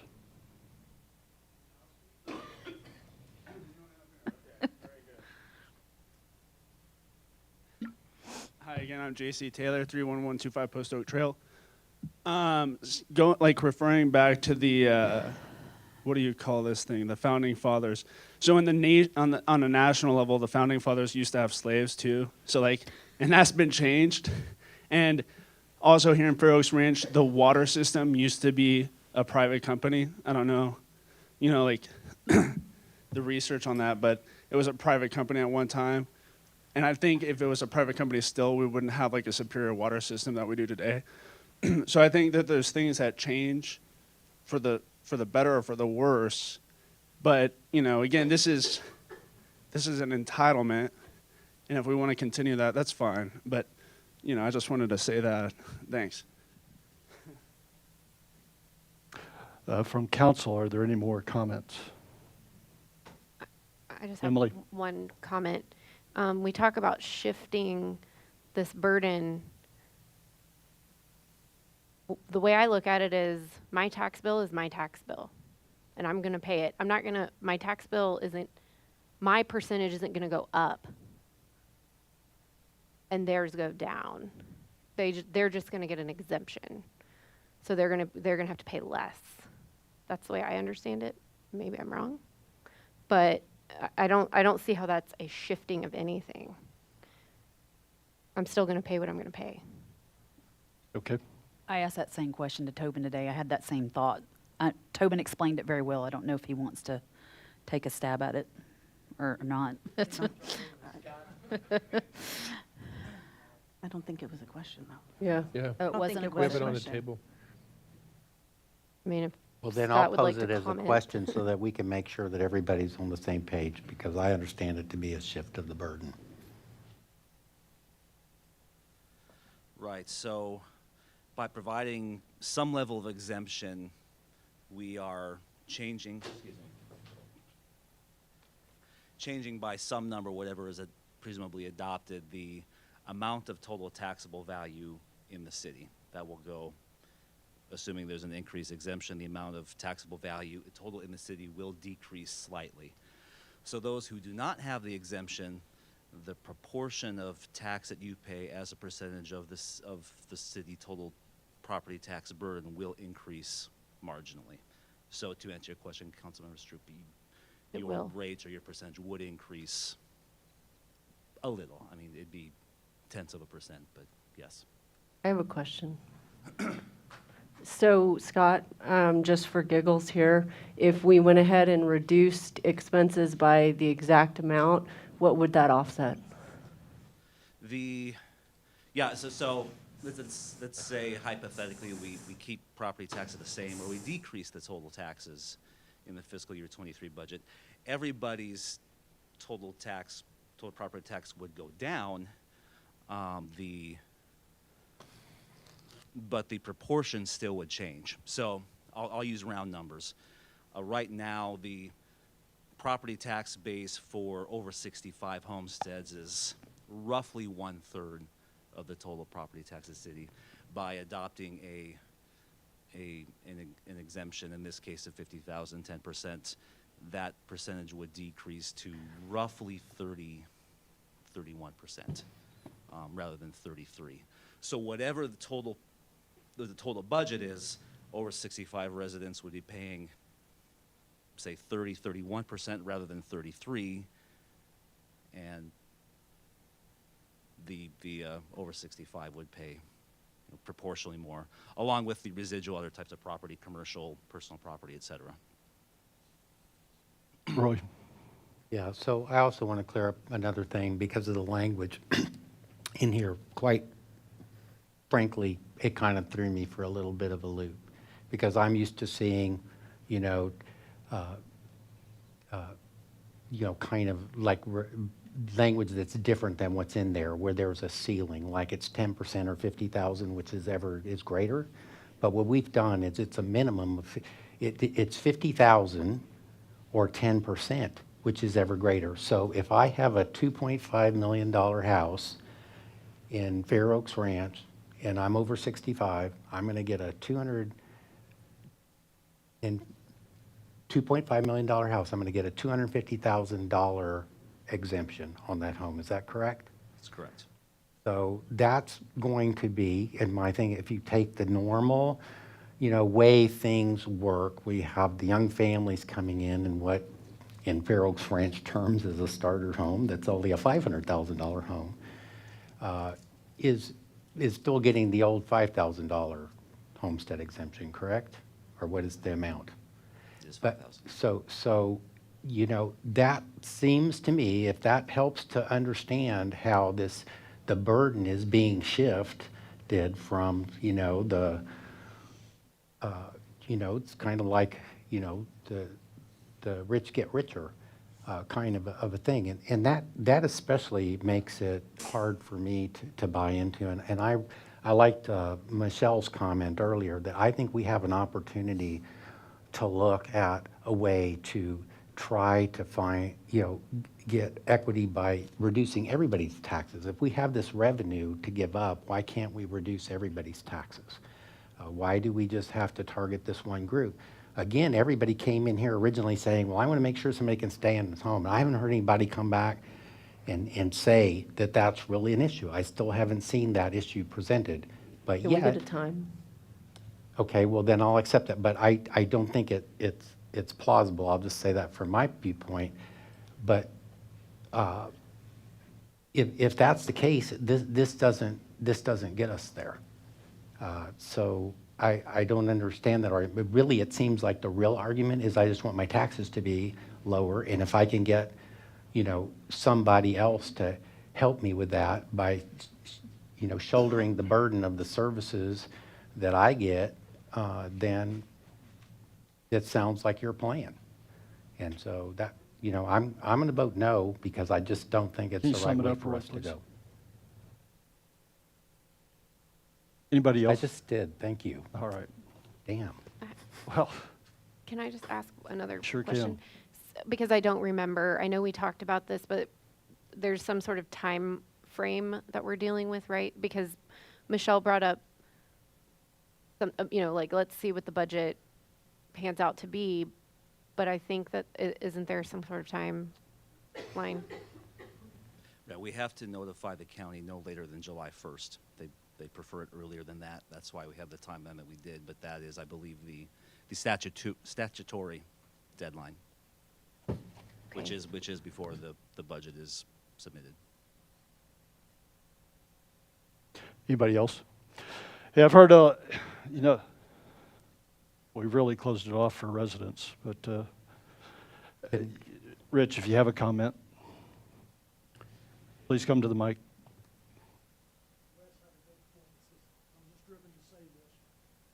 Rich Nichols, 8115 Windmill Circle. The numbers confuse me. And the staff, I know, has gone to great lengths and put on a lot of information, different scenarios, how this can be paid for. The numbers confuse me. What I see in the grand scheme of things is that granting an exemption increase is going to cost somebody some amount of money. It's a small amount, granted. I mean, it's minuscule for both the over 65 and the under 65, but it's going to cost somebody some money. Now, where does that money come from? This is what I'm looking at. Where does the money come from? It's going to come from the under 65 if we go this route, or the city will pay for it out of the city's budget. But if the city pays for it out of the city's budget, that money is going to be used for this exemption that could usually be used for road maintenance or police officers. By paying for it out of the city's budget, you reduce the city's services to the people, to the residents, is the way I'm seeing it.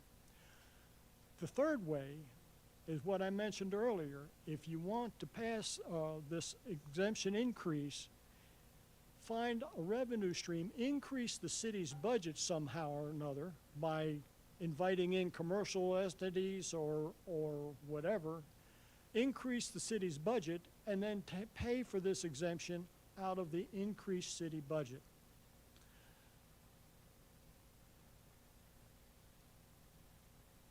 I don't know if it makes any sense to you, but that's the way it seems to me. Thank you very much. Thanks, Rich. Anybody else from council? Greg, I'm sorry, guys. I know we've already done one reading, but does that mean it's too late to make any changes? Or can... If you want to amend the motion that's on the table, Right. Can you do that? Yes. Is it? But then we'd have to have another second reading. Does that make sense? It makes sense.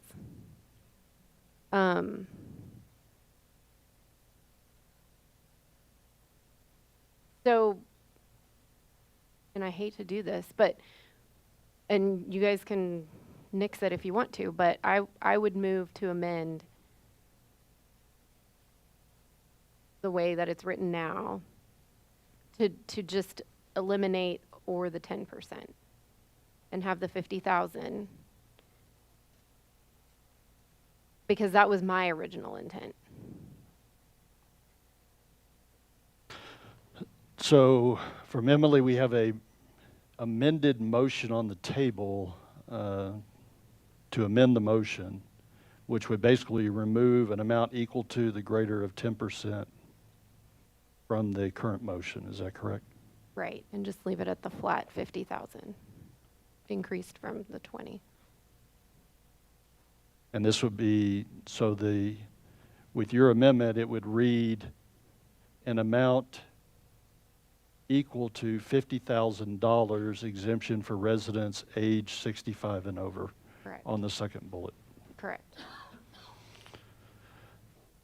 So we have an amended motion on the table. Does anybody want to second it? Second. I have a question on the motion. Is it just for the age 65 and over, but also, or also for the disabled? Just for the 65 and over. Okay.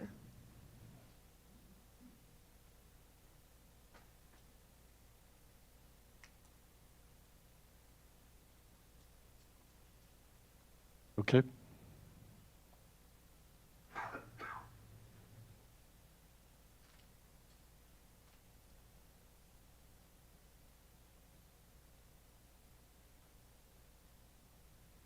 I just want to make a couple comments real quick. I've heard a lot of information tonight. Those that approve, it seems that those that approve of it strongly approve of it, and those that disapprove of it strongly disapprove of it. It's all good points from both sides. We talked about people losing their homes. I'm not sure that I heard it from residents that were in jeopardy of losing their homes. What I heard it is in challenges of probably just day-to-day living with the increased taxes that they were experiencing as part of increased appraisal values. We do have I believe there are challenges. I believe that there is a targeted audience out there that is retired, that lives on a fixed income, that has some challenges with the current property taxes that they're paying. In the last year, we've seen a 30% increase, approximately 30% increase in the market value of homes, probably a 10% increase in the appraisal value of homes. We've seen an 8% increase in inflation, and fuel prices are now close to, 100% over what they were a year ago. Are there challenges out there? Yes, there are. If we as a city can provide some relief to some of our residents, I would say that that's part of our responsibility. If we can help them, can we do that? So the first thing I looked at does it put our city in jeopardy? Are we at risk because of this action that we would take? And as I look at the numbers, I've heard mention that we'll have to decrease services. I don't see that. I believe services would remain the same. This council has done an excellent job this past year serving our community and really determining the actions that we need as a council and doing the right things for our city. And I believe that even with this exemption in place, we would continue to do that. So I have a firm belief, and then we would do the right things for the city. Of the things that were mentioned and really not raised as a concern from those that disapprove this is the long-term aspects of approving an exemption tonight. And so that I do have concerns with, is that who would have known a year ago that we would be in the economic position that we're in today? And right now, I don't know what the economic situation is going to be a year from now. The good news, though, it's not good news, but with an exemption, and just as we're doing now, we could re-review this in a year or in 2 years and look at our financial situation so we're not bound to something that ties us, that would put us in jeopardy for future. And so with this, I look at it as not political to me.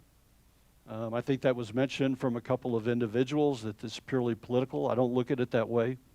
I look at it as an opportunity that we could help some residents out. Now, I have had residents that bring it up to me. Did I dive into their financial situations to have an understanding of where they really stood? It's not my place. It's not my responsibility, but it's not my business to dive into where their financial situation is. I take them at their word of what they've presented to me, and if we could provide an opportunity to them. So with that, we have an amended motion on the table. Are there any other comments about the amended motion? All in favor of the amended motion, please say aye. Aye. Aye. How about everybody raise their hand of the amended motion? So we have 1, 2, 3, 4, 5. Scott? No. And all who disapprove, we have 2. So the amended motion passes. And so now we have a motion on the table for a second reading. Now, because we amended the motion, Dan, are we at a level that we require a second reading? So, as your charter says, if there's a change, I forget the exact wording, but if there's a material change made to the ordinance, then it has to come back for another second reading. So that's, I'll leave that to the council to decide. Well, it does change what the overall impact of that ordinance is going to be. So, because you're taking out the greater of 10% or 50,000, I mean, that's going to definitely change what that amount's going to be. So, okay. So it becomes a first reading then? Yes, this would be a second first reading, and it would have to come back. Second It's reading. really a first reading. It is, yes, it is a first reading. Okay, so I have a first reading now of an ordinance amending the Advelorium tax exemptions as follows. One, a $5,000 exemption for resident homesteads. Two, an amount equal to $50,000 exemption for residents aged 65 and over. And three, an amount equal to the greater of 10% or $50,000 exemption for residents qualified as disabled. Are there any others? Yes, ma'am. I just have a question. So how is our timing? Do we have enough time to have a second reading? Well, this is the first meeting in June, so the second one bring would it come back up second week of June. Okay. And so we'd still have 2 weeks 16th. to get it turned in. Okay, great. All in favor of the first reading of this ordinance, please say aye. Aye. Aye. Any opposed? Then the motion passes. Were you able to catch all that, Christina?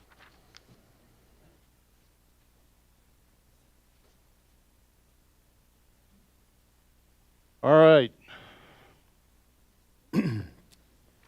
With council's approval tonight, I would like to take item 17 and move it up just after item 14. So we'll do item 14 first and then 17 and then the remainder of the items. Is everybody okay with that? 14, you said? I'm going to move 17 up to Oh. just after 14. Does anybody disagree? Okay. The first or the second consideration and discussion item that we have tonight is the consideration and possible action electing a council member to serve as mayor pro tem until the next regular city council meeting. And so this is, we normally do this. We do this after the election each year, and the mayor pro tem is appointed for a year. And so it is time that we select a new mayor pro tem for the upcoming year. And so do I have any nominations for mayor pro tem? Yes, ma'am. I'd like to nominate Laura Kerner. Okay.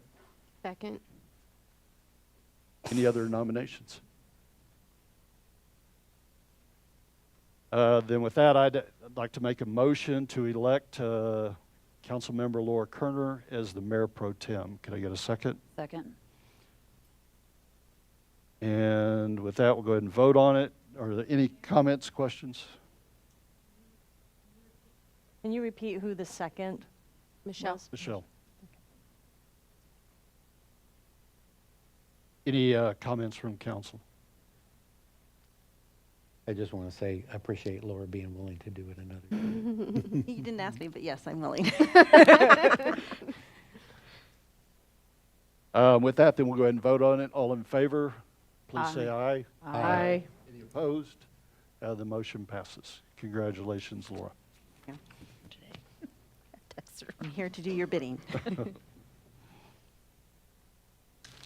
And with that, we'll move on to item 17, which is the consideration and possible action regarding the program expiration of the city's exclusive franchise agreement with Republic Services for the collection, hauling, and disposal of residential garbage and refuse waste in the city of Fair Oaks Ranch. And I'll hand this over to Carol. Good evening, and thank you for moving this item. We appreciate that. So, on September 30th of this year, the city's residential solid waste agreement will expire. So tonight, staff is here looking for guidance on the council's preference in addressing this programmed expiration. You have 3 options to consider. Thank you. First, one of the options that you have is exercise the city's option to renew the current agreement with Republic Service, inclusive of us continuing negotiating the terms and conditions of the extension period, which is 2 years. Also, one other option is solicit for proposals to coincide with the start of the fiscal year of 22-23. And lastly, you can choose a specific provider and directs staff to negotiate a new agreement. Republic Services has reached out to us, and they have expressed their interest in exercising the first option to renew for 2 years. If council authorizes this renewal option, staff will work with Republic to solidify the agreement's terms and conditions. After legal review by both parties, the agreement will be brought back to council for your consideration. As noted on the item's cover page, staff recommends moving forward with the renewal efforts with Republic Services for the following reasons. It will provide seamless continued service. It provides established base service rates with a firm 3% CPI. With a new vendor, due to today's economic challenges, in particular with inflation, the service rates may come in higher if we go out for a proposal. I did do a little bit of investigation, and right now some cities that are going out for RFPs are seeing a 6 to 7% CPI. Republic does not sub out any operational functions. They perform all of their services 100%. Republic has offered to increase their annual household waste contribution to $25,000. They currently contribute $20,000. They have offered to increase it by $5,000 due to the tremendous amount of people in our city that thoroughly enjoy this service. Republic has covered all funding shortages of our household hazardous waste event the last 4 years. The next event is scheduled for September of this year. And they waived the allowable 2019 service rate increase. So, due to Republic's institutional knowledge of our city and their proven performance, we feel that they have been a great partner to our city and their customers. With us tonight, we did have Tom Armstrong, the municipal service manager, and that's why we requested to move it forward. Unfortunately, he had a family emergency that occurred that needed his immediate attention. So I apologize, he's not here if you have any questions for him, but I will try my best to answer your questions. So I cede the floor to you all to begin your discussion and letting us know what your option is on Council, any advancing. questions? One question. Go ahead. So this would be exercising the first of potentially two-year extensions? Correct. And both parties are only asking for the first option. They're not asking So there's for an 4 opportunity years. in 2 more years to do another assessment? Correct. Okay. Correct. But in 4 years, we would most definitely have to do a new contract of some sort? You could, Yeah. yes. Renew a contract? Renew a contract, go out for RFP, yes. Yeah, okay. Thank you. Chesley. So if we decided to go out for bids and then, is there a chance that they would back out or change what they've already offered? Are you talking about Republic Services? Yeah. No, I think they would probably submit a bid. I just didn't know if going out for bids meant they would back out. And I guess, Well, is there risk? I guess my question is there risk there? yes, ma'am. So if the option is to go out for RFPs, requests for proposals, they would have to decide whether they're going to compete or not. They can't just sit in the catbird seat and wait to see what everybody else's proposals are, and then for us to fall back and say, hey, yeah, we'll renew now. Once we go out for RFPs, it's open, and the existing vendor will have to decide whether they want to compete and propose or not. But if we made that decision, we lose the option of extending the contract. I believe that's correct. And that what we would end up with is a new proposal that would come from Republic Services that could be not in line with the current one that we have. There's risk and reward on both sides of the equation. Correct. Anybody else?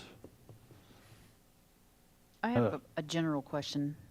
When we're looking at extending contracts like this, do we ever say, all right, so normally we're doing a 2-year contract, right? Do we ever look at saying, all right, if we do 3, can we get a reduction in cost? That's something we ever do? I mean, we do it all the time at my work. If I sign for 3, I'll get a discount. And for a vendor like this that's so consistent and we're happy with, have we tried it? We can certainly throw that conversation up. If anything's negotiable in this process to amend or renew, and so if that's an enhancement that we want to try and renegotiate, we'd bring that back as an amended contract. So the answer is yes, we can ask and discuss it. But in this case, I mean, we had a 5-year contract. Is that correct? Currently, we have a 5-year, but it expires in September. I believe, Councilwoman Bliss, Tobin, yes. If you decide, let's renew with Republic, we are still negotiating with Republic. So that conversation can be held. But is it a 2-year or another 5-year? It's 2 years. The option is 2 years. Okay. Now, there's 2 2-year options. Potentially, after talking with legal, we could extend it to 3. We can make it 4 once we Right. The determine. council has an option to an amended contract to make it however many years you want. Yeah. Go ahead. So just, right now, our contract with them states 2 2-year contract, 2 2-year extensions. If we're going to change either that, we would have to not only exercise the extension, we would have to amend our contract, re-sign it on both sides, and then exercise that contract, right? Instead of just saying we're going to extend. I mean, the contract is clear. It says 2 2-year extensions. So we would have to amend our contract with them. That's correct. Yeah, instead of just saying, let's extend. Correct. Okay. And we think we're going to, if we exercise the right to renew, we're going to need to amend it anyway because they're increasing their rates for household hazardous waste and some other things. Okay, so we're going to amend it anyways. Yes, ma'am. But Good. there's not, I don't think that there'd be a chance that they would reduce their rates. They're just, I mean, they've already given us the rates that they're going to do. Well, we can have the discussion.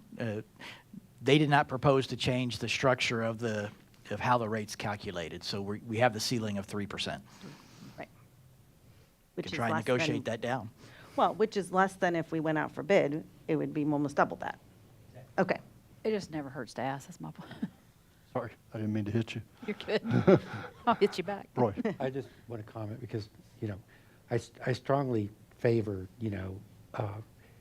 keeping the competitive bidding process alive and well. However, it's been my observation in the time we've had this, whereas it might not show up as a price discount. I think it's been kind of demonstrated kind of in kind type returns that we've got, their participation in that hazardous waste pickup, which, I think is a really big deal to me because that's stuff that doesn't get poured out in somebody's pasture if you're talking about Fair Oaks Ranch. So it's been a real value add, and they've been real good at running that program. So I think, it's a good idea to keep, leveraging our relationship with them. There's a lot of stuff with the transition. We had some growing pains when we first shifted over to Republic. So, but I do agree that we should be diligent about coming back and looking at it at the end of this extension and see where the economy and other things are. Anybody else? Do we have questions for Carol from anybody here tonight? Based on the information, let's see.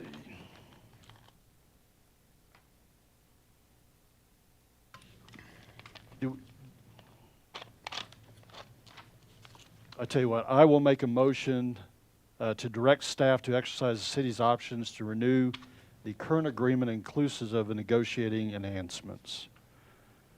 Second? Sorry.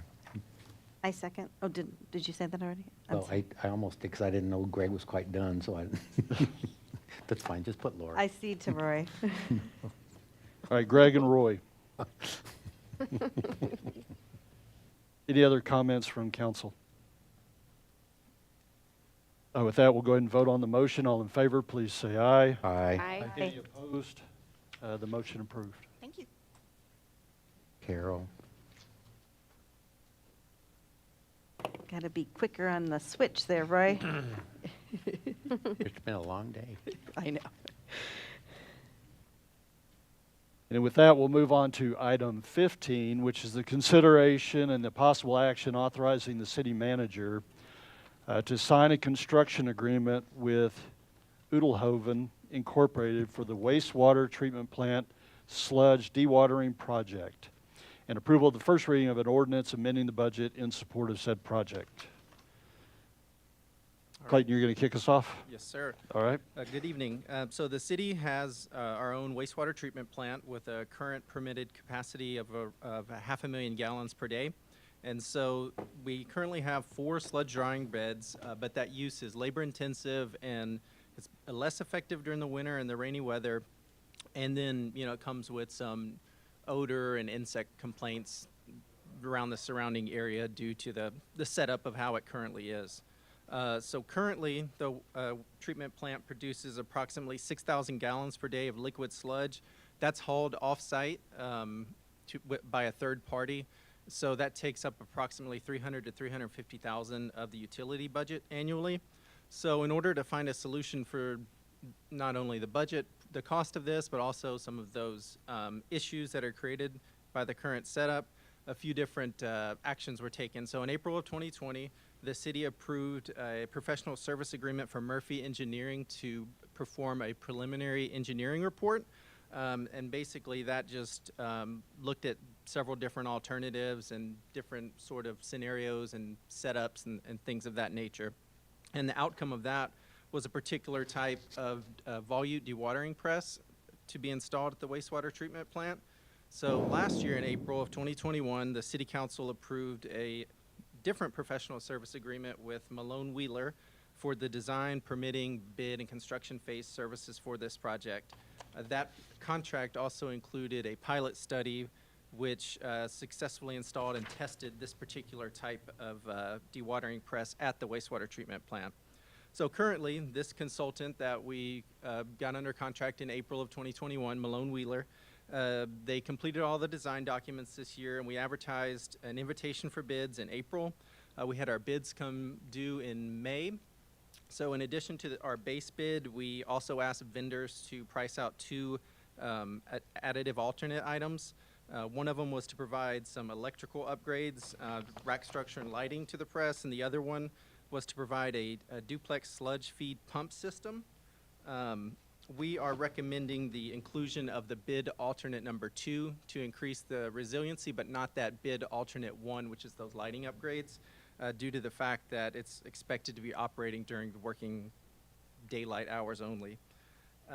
That's something that could be included in a future expansion project if needed.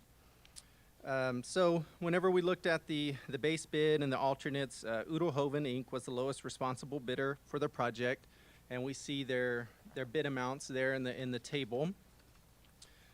So with the base bid and the inclusion of that particular bid alt number 2, it comes out to $1,041,276.66. So initially, the city budgeted $920,210 from the wastewater capital fund for this project this fiscal year. So that included not only the construction of this project, but also that engineering contract that we have with Malone Wheeler, who's doing the design and the construction administration services. That budget was reduced to the amount of $868,279 to cover a separate contract for the feasibility study that's currently ongoing with a different consultant. So after accounting for the design and bid phase expenditures, that current balance is $780,775. So the bullet points you see there below make up all the remaining costs associated with this project. So we have our construction agreement, which includes the base bid and that additive alternate for the duplex pump. We have 5% contingency for any particular issues that may come up, overruns, things like that, unforeseen conditions. We have $34,000, almost $35,000 left in the design contract that hasn't been performed and invoiced yet. There's some additional support there of a little bit more than $4,000 for our general engineering consultant to be involved, and that totals up to that $1,132,498.42. So this project was originally, considered to be funded by the American Rescue Plan funds. There's funding in the amount of $351,725 that can be used to cover the cost of the construction agreement, contingency, and those remaining costs that you see with those bullet points. Those are included in the budget ordinance and amendment that are following, the contract here. So the benefits of this is that it supports our strategic action plan for responsible growth management, reliable, sustainable infrastructure. It'll eliminate approximately a $300,000 to $350,000 in those third-party expenditures that we have right now. So it produces a return of investment in under 4 years. It eliminates the use of the current sludge drying beds, which cause those odor issues. It's relocatable, so it could be used at a new site depending on the outcome of that current wastewater treatment plant study that we have going with a different consultant. And then we just comply with all our competitive procurement requirements by putting it out to bid and publicly advertising it, things like that. So, as I mentioned previously, the budgetary impact, we have that $300,000 to $350,000 in savings in the annual wet sludge hauling costs and that return of investment in under 4 years. We'll utilize our standard construction agreement that we use with all of our contractors. That's included here after the consideration page. And so basically what we're recommending and proposing is to authorize the city manager to sign this construction agreement with Udelhoven Inc. in the amount of $1,041,276.66. Also, that 5% contingency, which is $52,063.84, which equals a not to exceed contract of $1,093,340.50.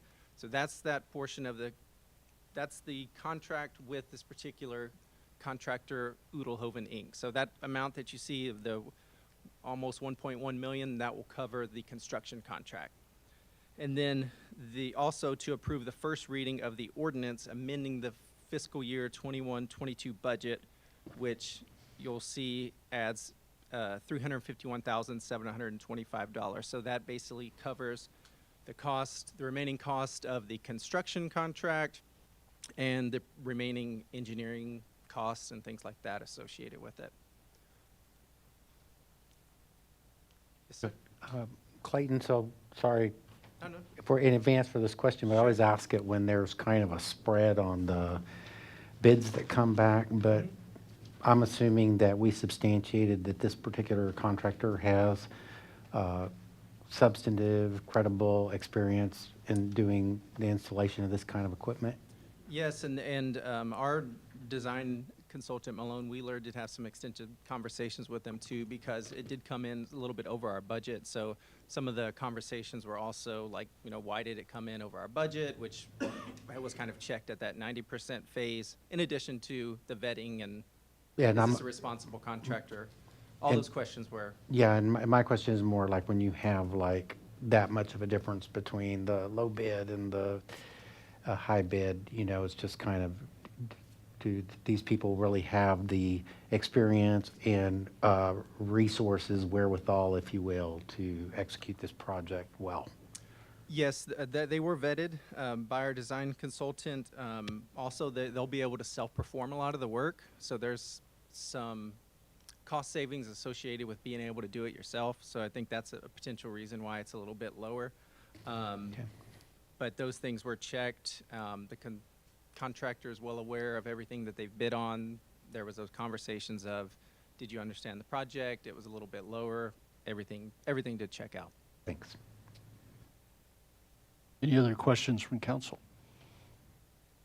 You said you looked into why there was an increase in the bid amount. Do you recall what that was for? Sure. So some of the reasons that they said were basically just the recent inflation, but they pointed specifically to steel price and being in inflation of over 20% since January, electrical components, copper inflation that's higher than steel, concrete costs, and then fuel charges that are just currently kind of peaking, and then just the competitive labor market and things like that. So those are some specific reasons that they gave us. Second question is, and if I followed you correctly, because we went through that a little quickly, you're asking for $351,000 to be added coming from the American Rescue Funds. Is is this entire amount being funded by that, or is any portion of it being funded through the utility fund capital? That 300, I'm just getting to the budget amendment and things like that. So that would basically be proposing to increase that current line item, the wastewater capital improvement plan, by the $351,725. No, Scott can provide some clarification. Do you get what I was asking? Is the entire amount being paid by the American Rescue Funds, or is part of this or a portion of this project being funded from the utility capital fund or the utility fund in general? As proposed, the entire amount would come from the American Rescue Plan funds. The adopted 22 budget did include the original project scope and cost of the $920,200 that was included in the adopted budget to come from ARPA funds. So what this measure proposes is to use the same source for the increase. Do we have funds in the utility fund, capital funds, wherever we keep them, to cover this, or does it have to come from the rescue? It does not have to. No, there are, the council has the option to use the utility fund balance if it desires. There's approximately $360,000 of fund balance in the wastewater capital improvements fund. That wouldn't be a good idea. Got it. That would be utility. In total, the utility has approximately 7 months of reserve per council policy. That's about $3.1 million. So that is an option. Okay. Anybody else? Laura? I also have a question on the budget. So this is an amendment to our city budget, not the utility budget? Because it's not clear on here. It is the utility budget, which is part of the city. Okay, so this is... In the utility fund, yes. Okay, so we are amending the utility portion of the budget. Yes. Okay, yeah, it just says City of Fair Oaks Ranch, and I'm just kind of used to seeing enterprise fund and general fund, and it didn't quite say that. One city budget, two major components, governmental activities and enterprise utility. Okay, and you may have just explained it and I didn't quite get it. So we're just increasing the expenditures allowed. We don't need to also increase the revenue side in any way? Like, it doesn't show any transfers, and so trying to understand. Right, yeah, the revenues from the grant are booked as the expenditures are made. Okay, So, got it. So it'll come in there as we... so as we make expenditures, the revenues are booked from the ARPA fund as well. So it is a one-for-one, it balances. Okay, thank you. Anybody else? Any questions from anyone here tonight for Clayton, Scott, Grant? With that, then, I'll entertain a motion to... Greg. Yes. Sorry. One. Oh, come on up, Wes. Sorry, I didn't see you. I asked y'all questions, if y'all had any questions. Not so much a question, just a comment. It's obvious at this point that you're simply going to go the route of using ARPA funds to subsidize heavily the wastewater plant customers, which are less than 50% of the citizens. You know, that's been a bug up my butt for quite some time.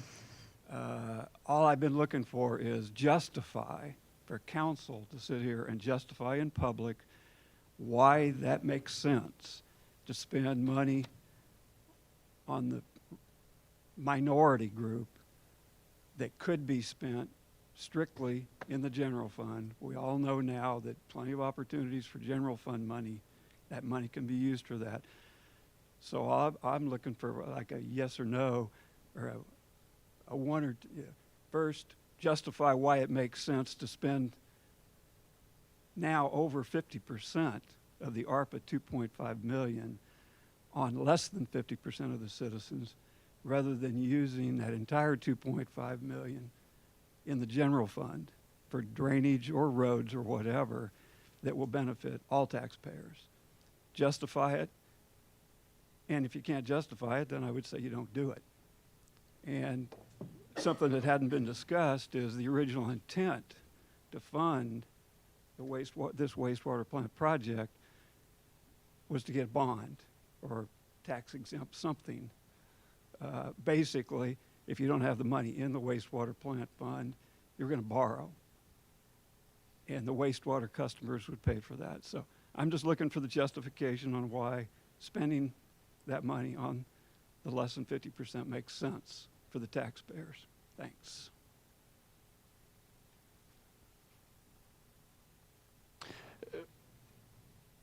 Tobin, if you'd help me out, if I misspeak. So Wes, good question. So when we requested the ARPA funds, the American Rescue Funds, at the time that we requested them, there were 4 categories that we could request under. And one of the categories that fit for us was the water and wastewater systems for the city. And so that was the justification at the time of when we requested it. Now, prior to that, there probably were discussions of bonds to support that. But I believe that since we requested the ARPA funds, that has been the intention since the time we did request them. My understanding.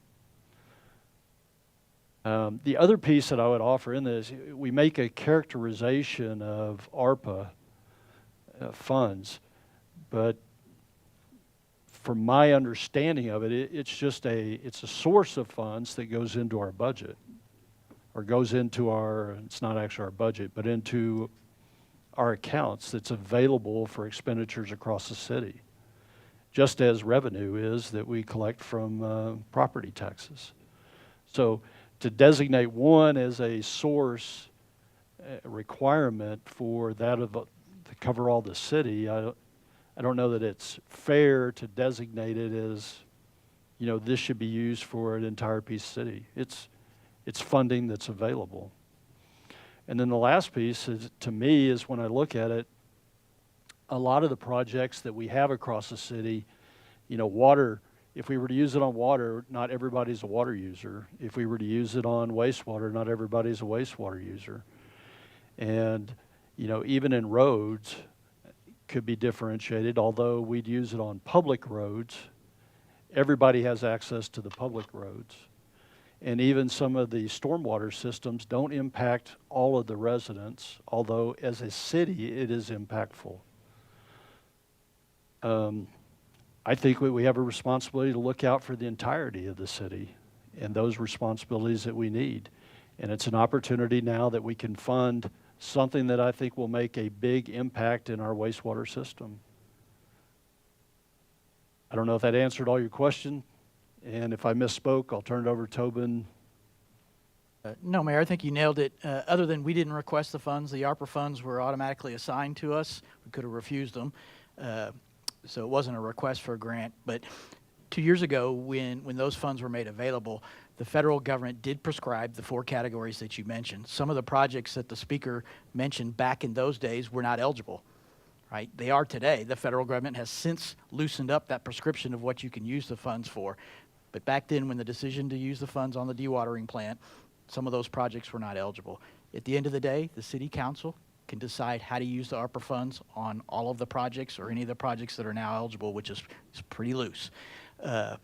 All of the ARPA funds are banked or in our unallocated, our utility allocation of reserve funds. So it's all booked the same. It's coming out of the same pot of money. But as Scott mentioned, we do have to reconcile that dollar for dollar as you decide to spend it. Overarching thing is, back then, when this project was selected, some of those projects were not eligible. And again, council can make the decision however you want to fund those projects. Okay. Are there any other questions from the individuals that are here tonight?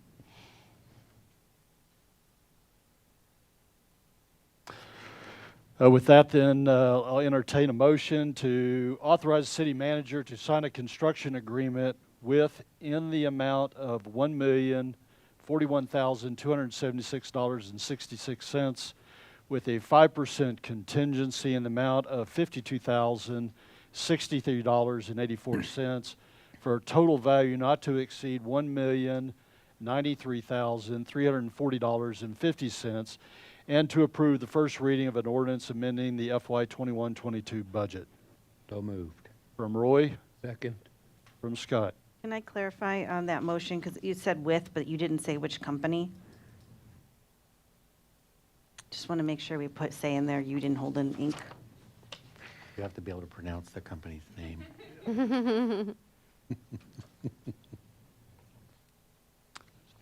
Do we need that as part of the motion? Yeah. Just provides Help us additional with that clarity, so it'd be good, Mayor. Oodlehoven. Uddlehoven. Oodlehoven? I just wanted you to say it out loud.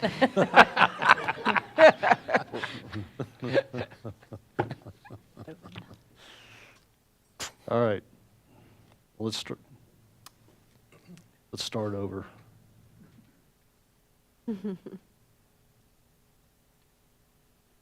Well, we had I move to amend the motion to Yeah. add with Uden Holden Inc. Second. It might be the cleanest way to do it there. right, okay.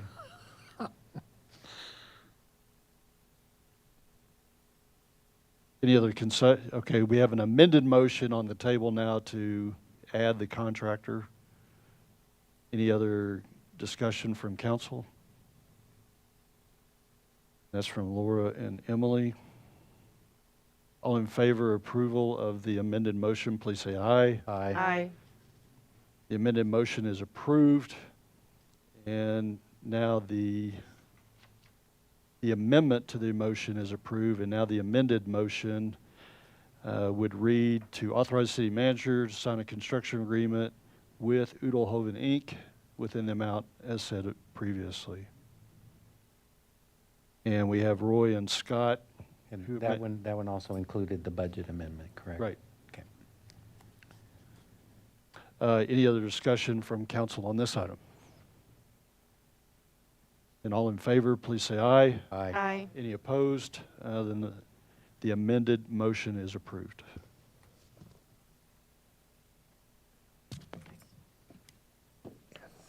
All right.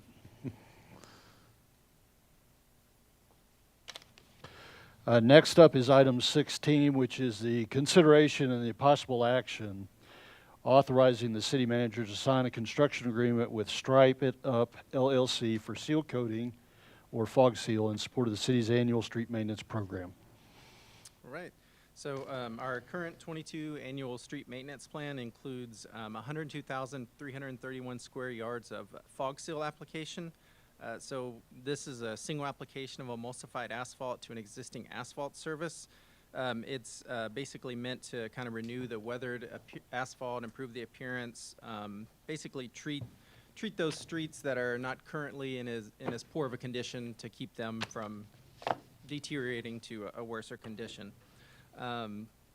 The streets receiving the application are detailed in the contract.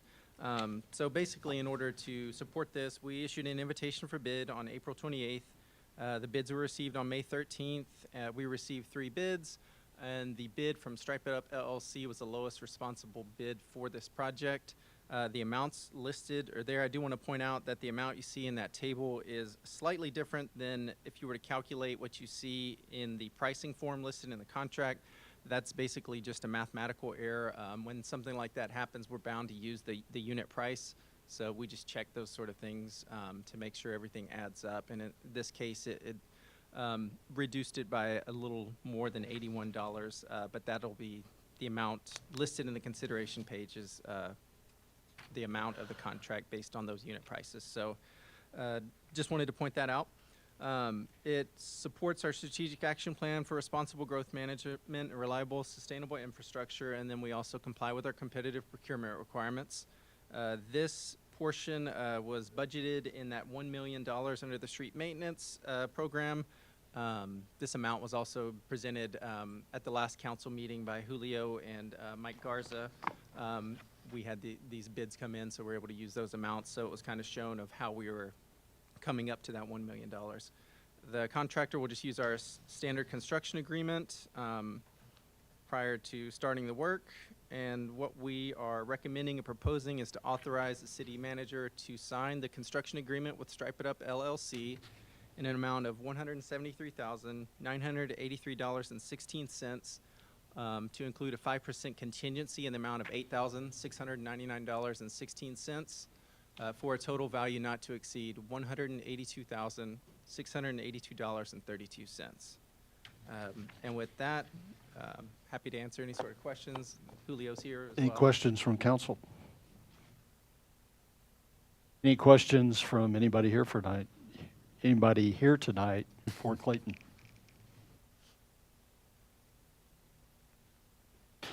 All right, with that, then I'll entertain a motion to authorize the city manager to sign a construction agreement with Stripe It Up LLC in the amount of $173,983.16, with a 5% contingency in the amount of $8,699.16 for a value not to exceed $182,682.32. Could I get a motion, please?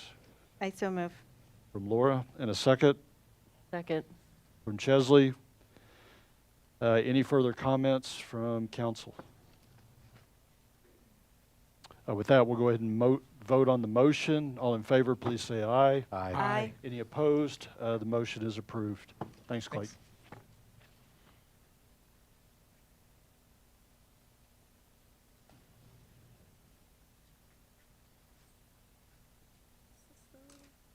The next item that we have up tonight is item number 18, consideration and the possible action on a request, which is application number P&Z 2022-03-28 from Thomas C. Deckert, applicant and property owner, to grant a variance from the requirements of the UDC section 5.4 section 1 to reduce the street frontage for a lot served by private septic from 150 feet to 70 feet for the property located at 423 and 425 Ammon Road, Bernie, Texas.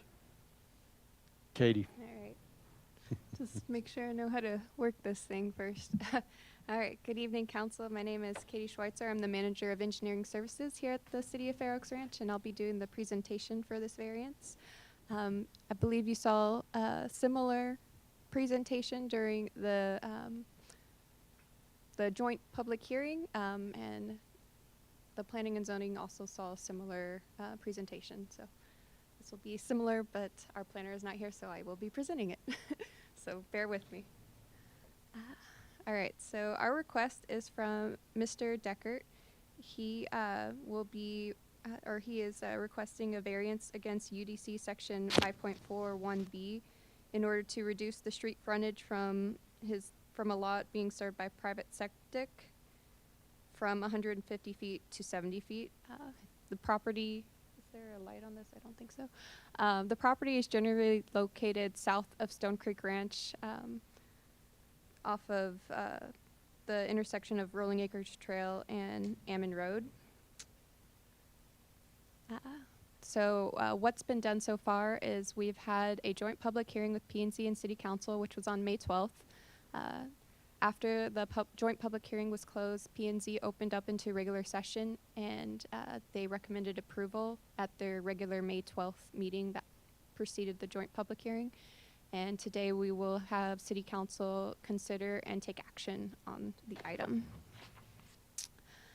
So the existing property exists in two parcels. There is a 10-acre parcel at the front and a 17-acre parcel at the back. It should be noted that the 17-acre parcel in its existing form is landlocked.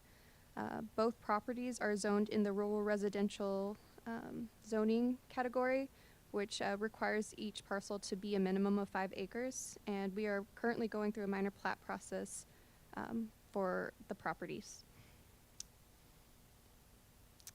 The proposed, as you can see, the 27 acres total has been reconfigured with an 8-acre tract in the front and a 19-acre tract in the rear. You can see that neither parcel is landlocked anymore. The UDC requires a minimum lot width of 200 foot for private well and septic, and a 150 foot for city well and private septic. The 8 acre property is in conformance with the 200 foot requirement, but the 19 acre property will not be in conformance with the 150 foot, which is why they are requesting the variance to be a 70 foot lot width.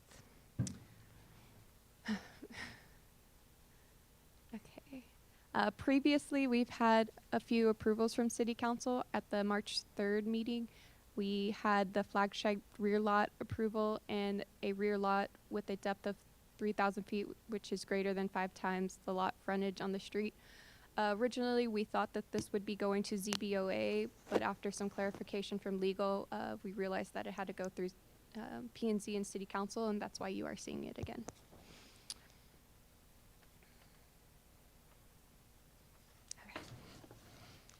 All right. The UDC, before granting the variance in P&Z and City Council, must find that all the following apply: that there's an extraordinary or special condition affecting the land involved, such that the strict application of the provisions of this code will deprive the applicant of a reasonable use of its land.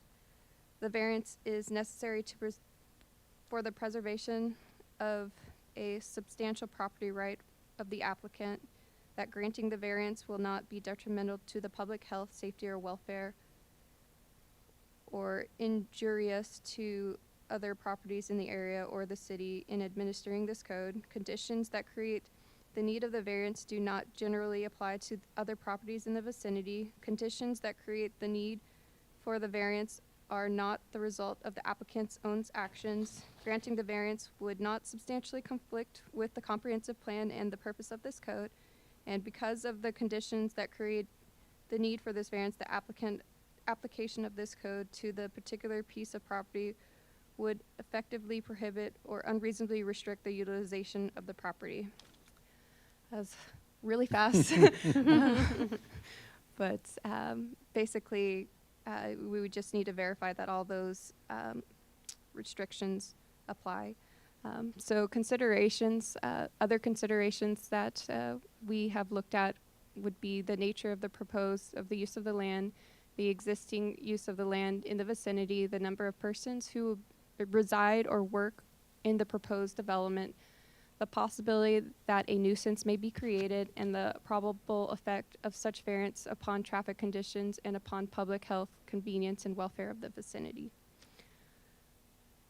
All right, insufficient findings. So these can be used, but they cannot be considered alone for grounds of the variance.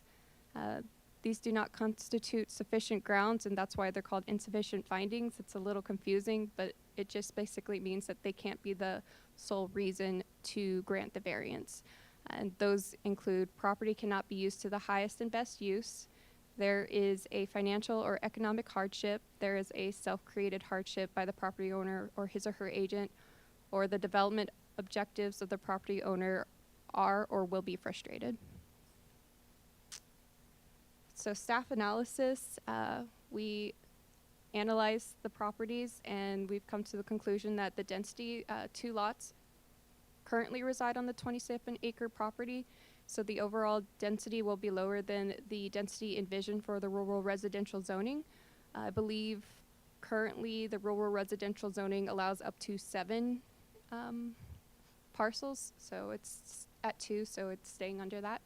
The lot size is 8 acres and 19 acres, and both of them are larger than the 5-foot acre minimum required for rural residential zoning.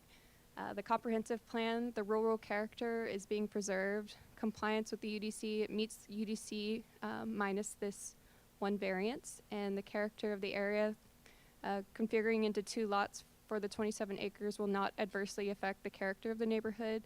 We have Stone Creek to the north, so those are 1 acre properties, so it is staying within the nature of the character in this area of our city. So staff's opinion is that the request variance meets the criteria listed for findings of the hardship as per UDC section 3.99. Notification and public comments. all real property owners within 200 feet were notified, and notice to the public hearing was published in the newspaper. Before the public hearing, we received 2 public comments in favor of the variance and 1 in opposition, and these were all presented at the joint public hearing. No other comments or in favor or against comments have been presented, so that's good. Recommendation and action. P&Z recommended approval at their May 12th meeting, and City Council now has the option to take action. We recommended approval, and so that's why we have this motion here. But I'm ready to answer any questions, or if you have any other concerns. Any questions from council? And Roy? No, I just wanted to highlight, because of a couple of our council members I do not believe were at that P&Z joint session, and I wanted to point out that the Deckards inherited this property with this condition, which wouldn't be allowed to be platted that way now, and what they're trying to do is allow access to that lot. And the reason, and y'all make sure I'm being accurate here, Mr. Deckard, is the reason that it's as narrow as it is because there's an existing house on that 8-acre piece that does have road frontage. Yeah, So- that's correct. The 8 acres, if they were to try to make it more even, their septic system is over there, so it would be very difficult. Yeah, and just to cut it down to a few words, I mean, to me, this makes total common sense to just allow this to happen, so that and it certainly not, if anything, I think it improves the that part of the community. So, Any other questions from council? Any questions from anybody here tonight for Katie? You did a great job, Katie. Then I'd entertain a motion to approve the request from Thomas C. Deckert, applicant and property owner, to grant a variance from the requirements of UDC Section 5.4, Section 1B, to reduce the street frontage for a lot served by private septic from 150 feet to 70 feet for the property located at 423 and 425 Ammon Road, Bertie, Texas. So moved. Everybody. we'll just call one of those a first and a I second. don't even know who the other person was. I think it was Chesley. Leslie Laura. All right, Michelle with the, Second. I'll do the second. She can have the first. Chesley had the motion, and Michelle had the second. Any other comments? I do have a comment. Okay, go ahead. I feel like we've been with the Deckards through this process over multiple meetings and multiple months, and I just personally appreciate you guys going through the process and being with us as we figure this out.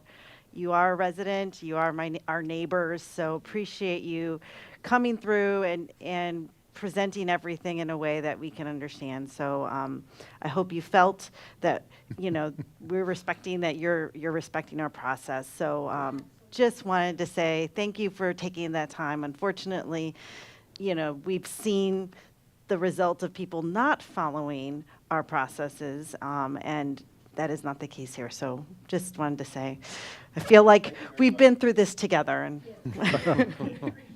okay. All right. Any other comments from council? And with that, we'll go ahead and vote on the motion. All in favor, please say aye. Aye. Any opposed? The motion is approved.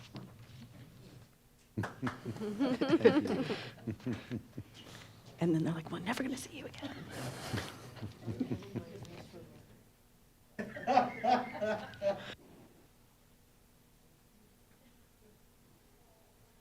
Well, that completes all of the consideration and discussion items that we had on the agenda for tonight. Now we'll move into reports from staff.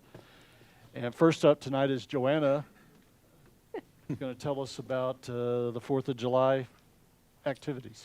Yes, so we've had a lot of serious conversations tonight, and hopefully this one will be a fun one for everybody. So we are obviously we're already preparing for 4th of July for the event that we're going to have. So I thought it would be nice to give council an update on where we are and the process. So once again, we are excited to announce that we are co-hosting this event with the Fair Oaks Ranch Golf and Country Club. We are going to be holding the event on July 4th. So that is actually a change from what we've done in the past. I believe the last time we held this event was back in 2019, and we had the event on the 3rd. So we are going to do it on the day of. The country club is going to have some music there. We are also going to have food truck vendors there. So one important item to note is that the country club will not be open. Okay, so they will not be cooking food in their restaurant, all that good stuff. So they are going to have food truck vendors that are located there at the venue. So that will be something different this year. But again, we're just really excited to be able to partner with them again. So the fireworks display, we're hoping, again, this is also dependent on what time the sun goes down, for the display to start around 9:30 or around there, right? Yeah, Ish.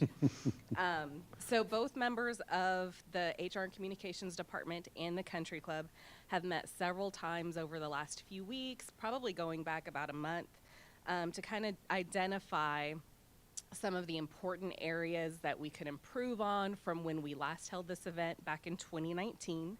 And some of the feedback that we had received at the time when we co-hosted this event last resulted in some improvements. So one of them was not getting food out in a timely manner, and that's, you know, due to staffing and the really high demand. I think we had about 3,000 people in attendance at that previous event. So this year is partly why we're also deciding to do the food trucks, to give people more opportunity for different options, and hopefully some shorter lines this time around. And then the other item that we kind of discovered was an issue in that previous one was the availability of restrooms. So the lines were a little long. There aren't that many facilities. So one of the things that we're doing this year as well is we are enlisting the services of a company to provide luxury portable restrooms. And so they are really nice. We're going to have those there, and hopefully that will help the issue, resolve the issue that we saw in when we did this in 2019. So some other changes is we are utilizing a new vendor this year. So previously we were lucky to work with Magic in the Sky. Unfortunately, they got booked really, really quick and were not available to us. So we did have to go out with the help of our procurement manager, Clayton, to go out and vet some new vendors. So we actually went with a vendor called Liberty Fireworks, owned by Michael Rios. And we did vet them. We got references and talked to not only Kendall County, but the fire marshal as well. And they did have really great reviews for us. So we were lucky to be able to get Liberty Fireworks, and we're excited to see a good show. The show this year, we're estimating it's going to be about a 20-minute choreographed show, and with approximately 3,800 aerial shots and different effects, you know, throughout the presentation. So on top of that, with everything going on, with my new communications person, Casey, he is helping us to create our marketing and communications plan, and we are also working with the Country Club to distribute this information to them so they can also push this out on their platforms as well. We intend to have our first announcement shortly after this meeting, hopefully tomorrow, where we'll start sending out those first waves of announcements via social media. Following that, we hope to have weekly updates and kind of reminders up to through the month of June. And then once we hit the month of July, we're intending to do daily updates and daily reminders at that point. So here are just a couple examples of some graphics and communications that we've already created that are in preparation. We will be sharing these with the Country Club as well so that they can also promote this. But just to kind of give you a little taste, we're already there. And here is a map of the venue. So we got a really great aerial shot of the country club so that you can kind of see where items are going to be located. This is going to be very similar to the setup that we did in 2019, where the fireworks are going to be at the very end of the green. Spectators are going to be a little closer to the country club. And there is one thing that's not on here that we just added is where the food trucks are going to be located. So I don't know if I can point. I don't think I can. Let's pause and see what happens. Or not, maybe not. So typically, there you go. So On that back lawn. that'll work too. All right. So in this area, there's kind of, for those of you who are familiar with the country club, there is kind of a little circle drive right here. This is where they're intending to put the food trucks. So we didn't have it labeled originally because we weren't sure if that's where they were definitely going to put it. But we did receive confirmation that that's where the food trucks are going to be housed around. And then we also have kind of a traffic map. This is just very high level, and where emergency services are going to be located. So again, if this is where the fireworks are, this is where the spectators are going to be allowed to sit, and of course all throughout the grounds further back than that, but nobody will sit in between this area and the fireworks for safety reasons. We will have fire and EMS located here off to the side, which is where our own police department will also probably be set up and stationed. From a traffic perspective, as you're coming in, we don't have a traffic plan that kind of trickles in, but at the end is typically where we tend to see some backups and some traffic delays. So the police department is graciously going to have, from what I understand, officers or vehicles located right here at both entrances on the Parkway, and then another one on this back one at the Terra Vista lane as well. So that kind of just gives residents some ideas of, where we're going to have a presence at. And that is the end of my update. So we are very excited to do this, first time since COVID. But if you have any questions, I might be able to answer them now, but that's pretty much what we've got. Hey, Joanna, so 2 comments, maybe questions. So first, this is a community event. Even though it's being done on the country club, it's not just for country club members. It's for all residents of Fair Oaks Ranch. That is correct. So this is open to the entire community, thanks to our gracious co-hosts at the country club. And the second comment I had is I've never heard a porta-john referred to as a portable luxury bathroom. These are different. We're hoping it lives up to the name. The ones I've seen are kind of like a trailer thing, and they are quite nice. That's They what I'm thinking. are, yes. So the comment that I had, because I know, and y'all have a great communication plan, I think, but just be aware we need to really cover it, because inevitably what we get is a lot of the concerns about frightened animals and the people that still didn't see the thing, and they start calling, Homeland Security, thinking, them chief will have to call in his incident response team. So in top of kind of just the little preview that we gave tonight, we also do create those messages like, please be aware, for the safety and concern of your animals. We do send out some of those messages as well. And I believe that residents located near the area have been notified in the past as well. Can people bring in outside coolers since? No? I will not answer that one. Maybe I'll rephrase it. What types of beverages will the trucks be selling? So the food vendors, from what I understand, will be selling non-alcoholic beverages. People will ask that. Yeah. Asking for a friend. So an alcohol Asking for a question friend. might be more That'll be a specific. I first can for come the back country to you club. with I'm sure people are going to ask, especially since the from club's not country going to. club, but I believe the country club is because they have a license to sell the alcohol, they're the only ones that are allowed to distribute. We might want to ask a If I'm question. not mistaken. Yeah. Since they're closed, I'm involved with another organization that has a TABC license, and as long as the facility is closed and not selling, you're allowed to have, according to you, but you need to clear that with the club. So we'll get some clarification on that for you. Risk managers. I'll watch from my Anybody else? Chief has some big eyes back there. Exactly. Anybody here tonight have a question for Joanna? Reference 4th of July. Fun. Thanks, Joanna. Yeah, good Great job. layout. You're Nice. welcome. And thank you and all your team for all the work they've done for putting this together.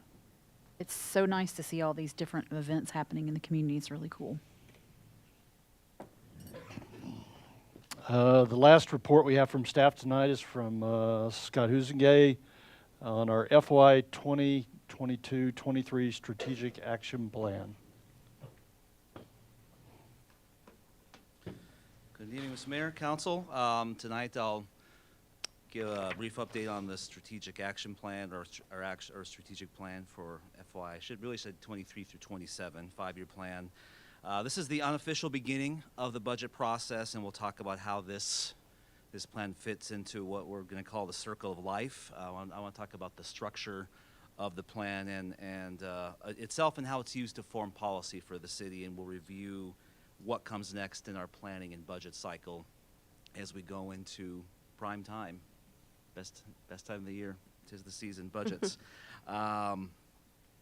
As most people here, I'm sure, recall, in the before times, council held a facilitated workshop in 2019 to develop its first strategic plan. What you have in your packet is what I consider the current draft update to that plan. And the first strategic plan and that retreat resulted in the city's current vision statement. The textbook definition of a vision statement is one that looks forward, creates a mental image of the ideal state that the organization wishes to achieve. It should be inspirational, aspirational, and should challenge our employees and stakeholders in the process. And our current vision statement is to offer the ideal place to call home in the Hill Country, guided by strong community values and responsible growth that provides residents of all ages a place to relax and reconnect.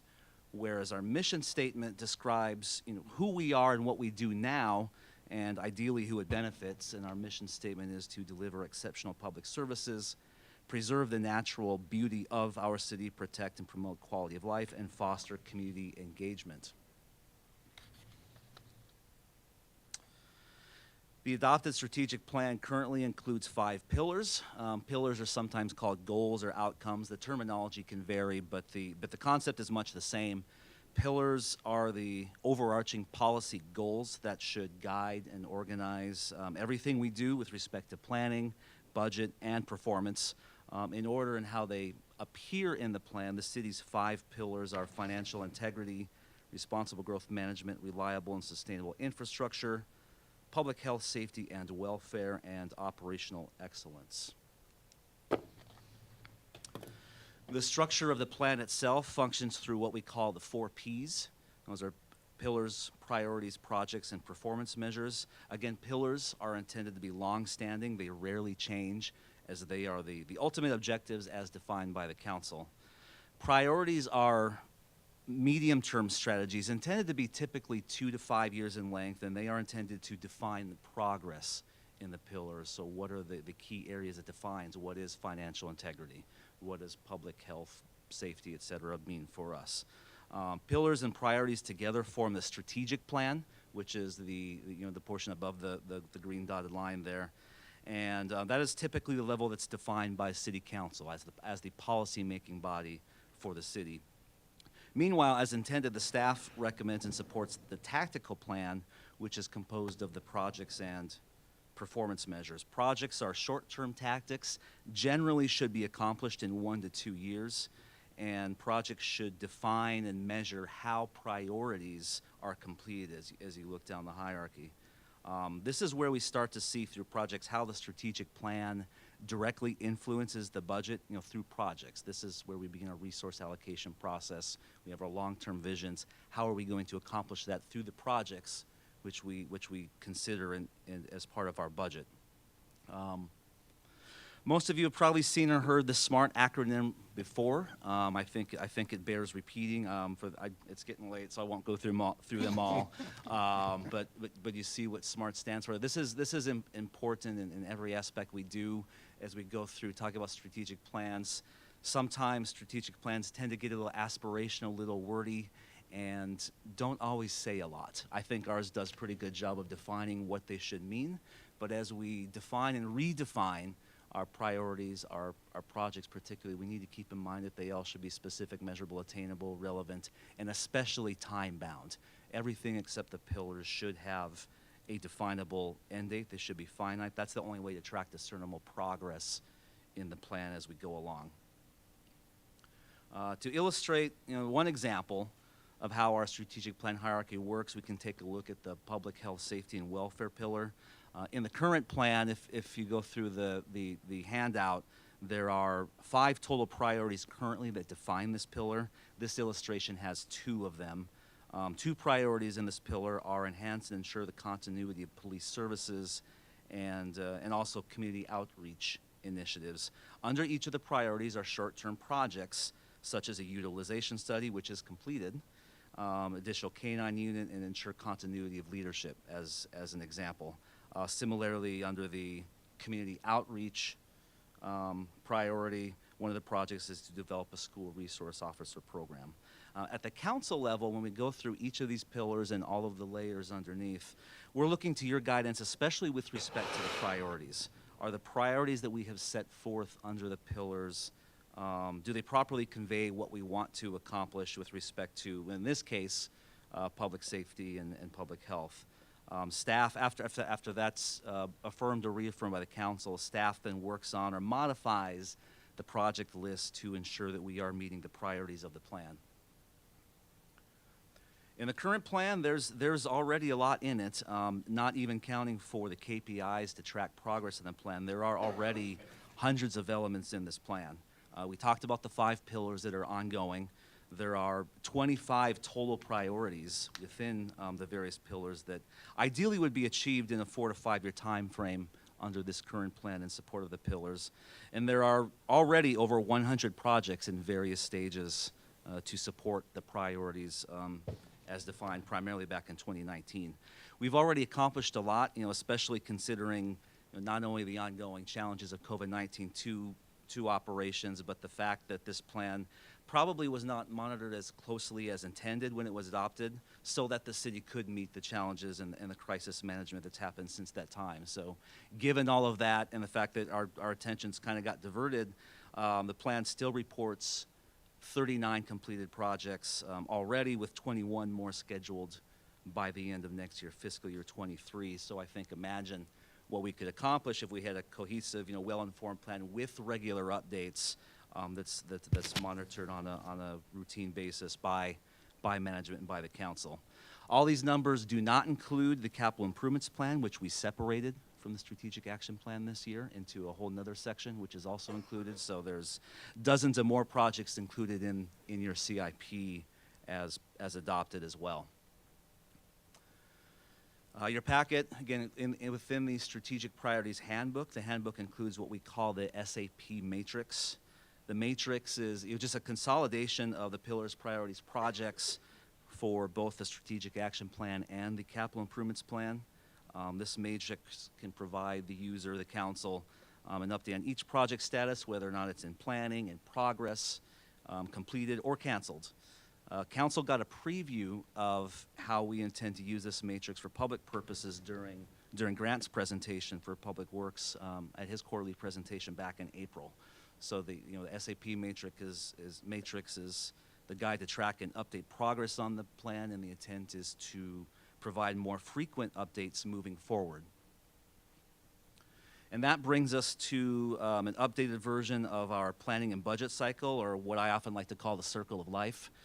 The purpose of this illustration is to document how planning influences the annual budget and how they're connected, and provides the feedback loop between strategy and resource allocation. It's because it is a feedback loop, there's not a true beginning or end to the process per se. However, the best place to start probably is where we are right now, We're at the beginning of the budget preparation process, and we're reviewing and setting priorities for the upcoming budget and beyond. The policy process is, at the council level, is critical. Its influence both for strategic and for fiscal policy as we move forward.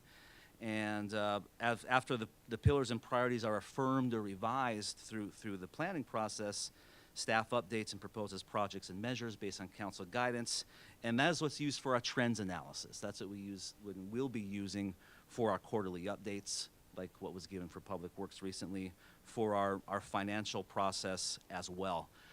On this chart, we have trends analysis 3 times, including the annual report, those items that are in the orange font. It's not necessarily limited to specifically 3 times, but we typically do this, on a quarterly basis, and that analysis tend to be iterative throughout the whole process. After the first quarter of the year, typically, an organization would begin working on a long-term financial plan. A long-term forecast or financial plan is one of the remaining priorities to be accomplished in our current strategic plan. It's priority 1.2 if you're scoring at home. But once that's completed, where we're going for in the future is that the long-term financial plan would be developed around the time of the second quarter analysis that we presented to you last month. And that's because the second quarter is typically the report that guides budget development. So moving forward through the cycle, by the time we get to the annual budget process itself, we will have an adopted and updated strategic plan. We'll also have a long-term financial plan that is influenced by the strategic plan.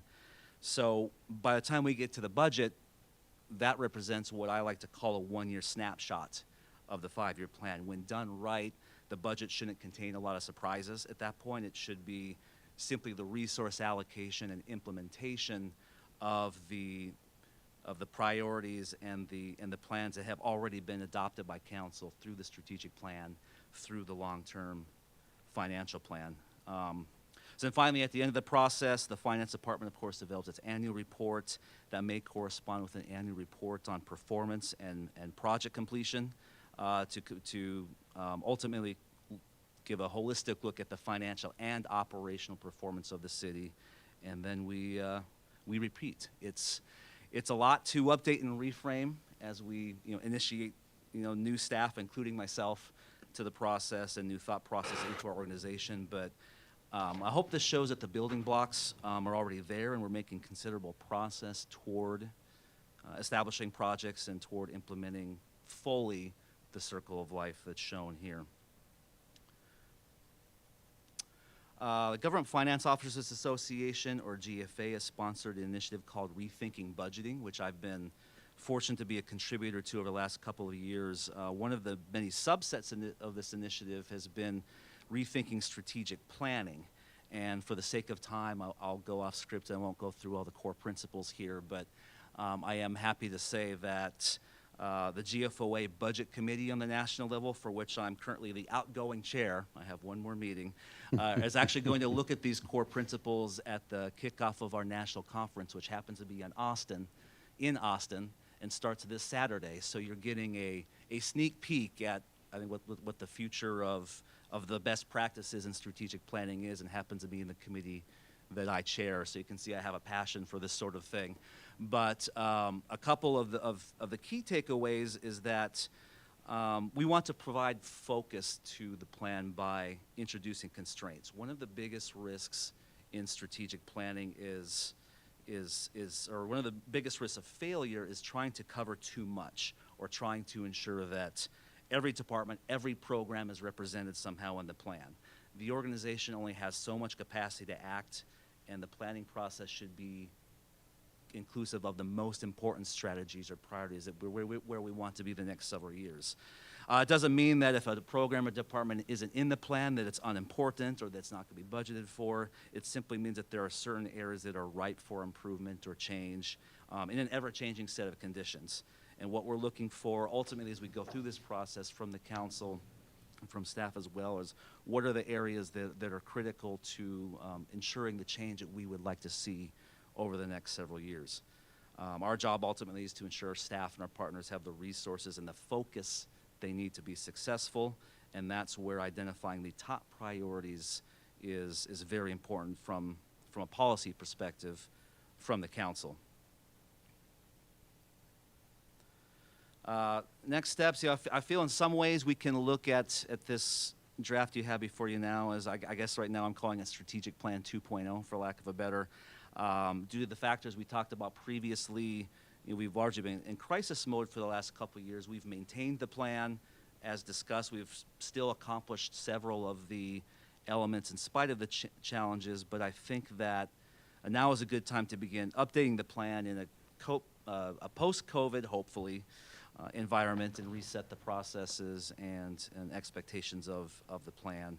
First, we need to define or redefine department core services and ensure that we have the resources. Do we have an agreement on what the city's core services are? We need council input on that. We need council input on strategic plan priorities. This may require a planning conference or an additional session from the council specifically on the strategic plan, but that's the directional perspective we need from the council to ensure we're focusing on the areas and ultimately budgeting for the areas that are most important. Again, a common challenge with strategic planning is oftentimes, and this is not just here, this is everywhere I've ever been, we're much better at adding to the strategic plan, adding scope to an already stretched resource base than sometimes we are accomplishing the existing plan. So as we go through this process, we want to emphasize, and not just to the council, but to our ambitious staff too, that if we're going to add something to the plan, we need to take something off. Oftentimes you'll see that's why some objectives or projects go on seemingly ad infinitum. It's not necessarily because individually or collectively we're not doing anything. It's because we've added other items or new priorities that may or may not add value but have distracted us from the plan. Finally, I mentioned earlier that we separated the capital improvements plan from the strategic plan. This is by design. Since the last iterations of the strategic plan, the council has adopted the 3 primary CIP focus areas: streets, drainage, and utility or wastewater. So inclusive in the next phases of our strategic planning process is to develop a CIP funding plan, which could include one or more bonding proposals as well, and that will be, I think, one of the key discussions in the fiscal year 23 budgets coming to a meeting near you. And finally, this is part of this round will also be, of course, as the last bullet says, to develop key performance indicators both on the plan itself and for operations so that we continually define and track success moving forward. So ultimately, a strategic plan and a forthcoming long-term financial plan should work in tandem to assess the current environment and respond to changes. It should help shape and frame the budget and all its processes. It's important from a policy perspective that the City Council has consensus on the priorities and the projects that the organization is striving toward. As I think you've heard tonight, strategic planning is one of my primary roles from the past, and having the opportunity to assume and shape the strategic plan here was one of the primary factors that initially attracted me to this position. So I'm very excited to get this ball rolling through the planning process, through the budget process particularly. I have been impressed by how the plan has developed already, again, especially given the challenges we've all faced over the last couple of years. But now we'd like to embed the strategic plan into the operational processes and annual process of the city so that truly is, becomes a playbook for the City Council and not just a theoretical exercise that we do annually or maybe less and repeat. By continually updating the plan, transforming it to a rolling plan, we can update projects as needed for changing conditions. But really, again, this is just the beginning of the process. I'm happy to do my part to hopefully reinvigorate the process, and it won't happen overnight. And I suspect by the end of the budget process, we'll still be working on the final versions of this. But what I really wanted to do tonight is plant the seed for the council for future discussion, whether it is through a separate a separate meeting or conference, or through successive sessions during the budget process, during a portion of our council meeting, however that looks. But what I'd really no action is required, but the takeaway really is let's work through the plan. As we go through the process, we'll go through the projects and the pillars, look for your guidance, and really just make sure that, as particularly, like I said, at that priority level, do the priorities we have identified truly represent what we mean by accomplishing those pillars? So with that, I think I'll stop and try and end my presentation before 10 o'clock, but so I will do my best to address questions, comments you may have. Thank you. And I want to offer this and not get into a long conversation about it because it is late, but this is great looking stuff. I really like it. I wanted to have us think about, and this is maybe seem like a nuance, a difference, but as we move towards trying to develop KPIs and our financial planning process, have a long-term financial plan, I'd like us to think about the distinguishing characteristics of, we talk a lot about projects in here, but that versus programs. To me, projects have a beginning and an end, and they produce deliverables. Programs produce outcomes, and that gets to be something interesting to think about when you design your KPIs. The other thing is when you're actually managing the plan, on an ongoing basis, you don't want to fall into the trap of sub-optimizing things by just looking at those short-term windows. If you just think your programs are just and I'll pick on Julio, that's just a collection of street projects. And I challenged with him this a week or so ago. Well, what is that if we're having to shrink the scope this year because of inflation? What does that do to the program over a 5, 6, 7 year window?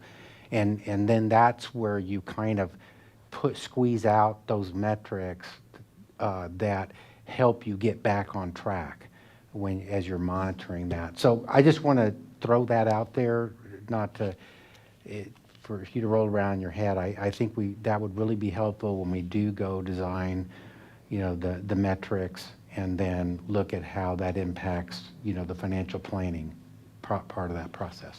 Thank you. Agree. Thank you. And Laura. I think the thing that caught my attention the most, which, stepping a higher level than the KPIs, because that I feel is very operational, and I think that's very good for staff. But from the council level, what I don't feel like we're getting is kind of like that scorecard. I'm looking at this, and I'm seeing significant accomplishments that we are not celebrating and or acknowledging, or even knowing that it's happening. I mean, I'm looking at the priorities under the financial integrity pillar. We're gonna have almost every one of those priorities met in the next year or two. And I didn't know that, but that's an amazing accomplishment, because as in the process of individually completing projects, we're not stepping back and going, wow, we just developed an entire budget process that links to a strategic action plan.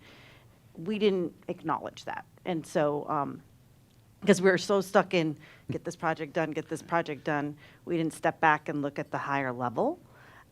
So I think there's opportunity for celebration or acknowledgement of certain things being completed. And then it allows us to then go into, okay, well, what other priorities do we have under financial integrity?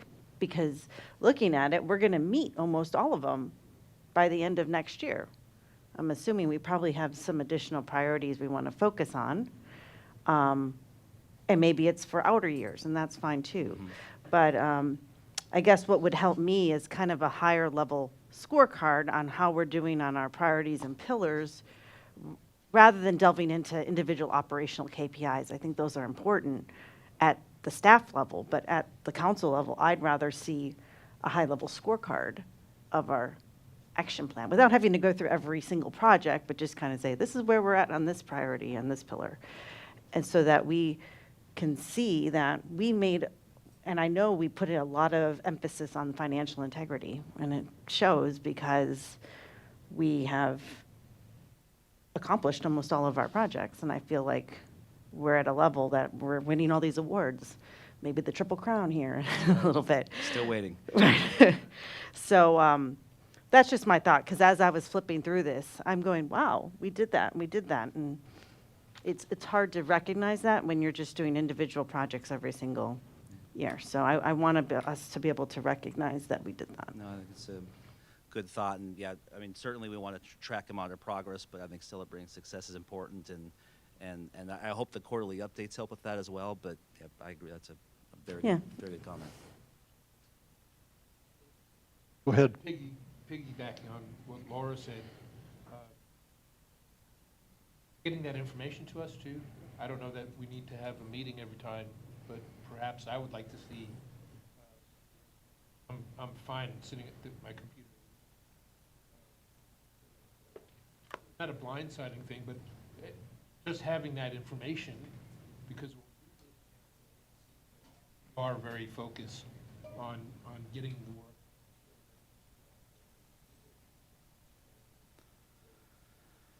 Discuss with my brethren here,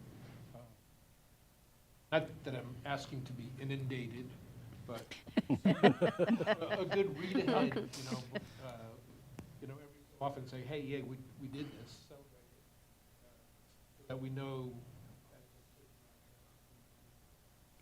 Right.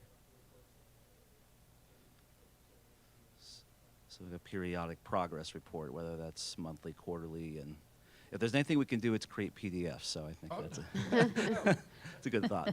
Not death by PowerPoint, but certainly. Makes sense. Chesley? Scott, I was going through when you had the next step slide up there, and really we talked about, well, we had tried to set up a planning session previously, but we couldn't get a alignment of where we get most of the council together at one time. I'm not sure that time frame what we need, but in looking at this, I would say review of the pillars, probably a review of the priorities would be warranted. I think that's what I heard Yes. you describing in that. And then I think as part of that, would it be helpful to, as we're discussing the priorities, to get council guidance really as a group on how we approach some of these pillars and some of the priorities. Yeah, that is what is needed. In Okay. a nutshell, you summed it up perfectly. Yeah, like the circle of life says, ideally we would do this right before the budget process. Kind of the We're a March, little- April we're a little late timeline. right now. But I guess what I say is, when's the best time to plant a tree 20 years ago? When's the next best time now? Well, and so we're probably a little late for this this budget cycle, but I mean, I'd like to work with council and see if we can find a time maybe in the next month, sometime over the summer, that at least we could just get caught up. We may not be in line for the budget cycle this year, but let's start building it for in line, and then we can get into the updates and the reports as they come out as part of this year's budget cycle. Absolutely. Does that make? That makes perfect sense. And do you think I'll go through Christina, but if we reach out and see if maybe a 4-hour time frame that we could really get together, we've been together tonight for almost 4 hours, so. I think it's important. I mean, and I think it would help get us all on the same line, and plus it would permit a good opportunity to consolidate guidance as a council back to staff. So I'll go through Christina, but if we can find a time maybe in the next, I'd like to get it done within the next month, 2 months. Let's say the end of July. Sure. Do that? We find a time? All right. Very good. That's all I got. Thank you very much. Thanks, Scott. Hey, great layout. Yeah, we could. What? I should Did give it. credit to our finance team as well for the format. They, ran as the- usual, I ran gave the them a really battery broad up. directive, and they delivered. So thank you to Summer and Julie and the gang as well. But thank you. All right, so that completes the reports from staff and committees tonight. Next, we'll move on to requests and announcements. Any announcements from any of the council members tonight? Go I'll ahead. just make a quick announcement if I could. Am I back on? Yeah. So the CLEO organization I'm a member of, we've been having these active shooter seminars at Apache periodically. Unfortunately, the one we have coming up on the 11th is already fully subscribed, so it's not available. We've been trying to have them once every month, so I'm just making everybody aware that those are out there, and we're going to try to keep conducting those. So look for the notices out on social media. Thank you. Yes, on Sunday, June 12th. June 12th every year is Texas Women Veterans Day. And on Sunday, June 12th, there's going to be a Texas Women Veterans Day celebration at Veterans Memorial Park in Bernie. And so just want to encourage anybody who's interested in coming and celebrating Texas women veterans to come out at 1 p.m. on Sunday, June 12th. Jim Monzo is going to be there, and we'll have several women veterans speaking. And I will be there presenting a proclamation from the governor. So, Anybody else? I don't have anything. Tobin, anything to? Just real quickly, one of the keys to our success at the staff level is training and professional development. Just wanted to announce that this year, with the coverage that we have now at the executive team, June 9th through the 12th, which is this week, is the annual Texas City Managers Conference. It's going to be held in the Bastrop area. Both our ACMs are going to be attending. I'm going to stick around to hold down the fort, and we're going to start a rotational basis where 2 of us go every year and 1 of us stays home to help with the operational needs. So Carol and Scott will be out of town. I don't know how Scott's going to cover 2 conferences. He's got the GFOA event in Austin as well, so good luck, Scott. But look forward to hearing what they learn next week when they come back for the conference. Is there any request from any other council members for the addition of an item to be added to a future agenda?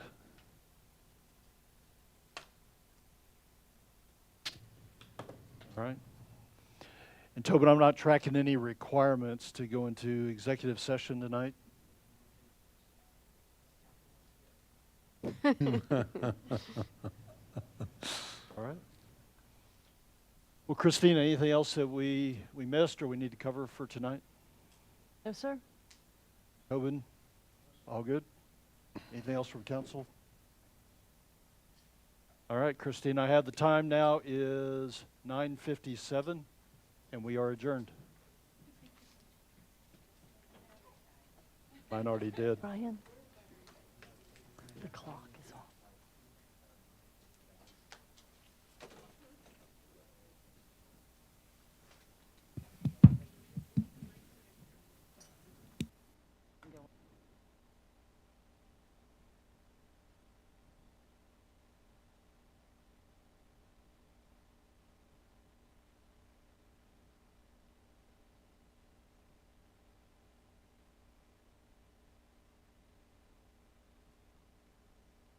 Funky. It's not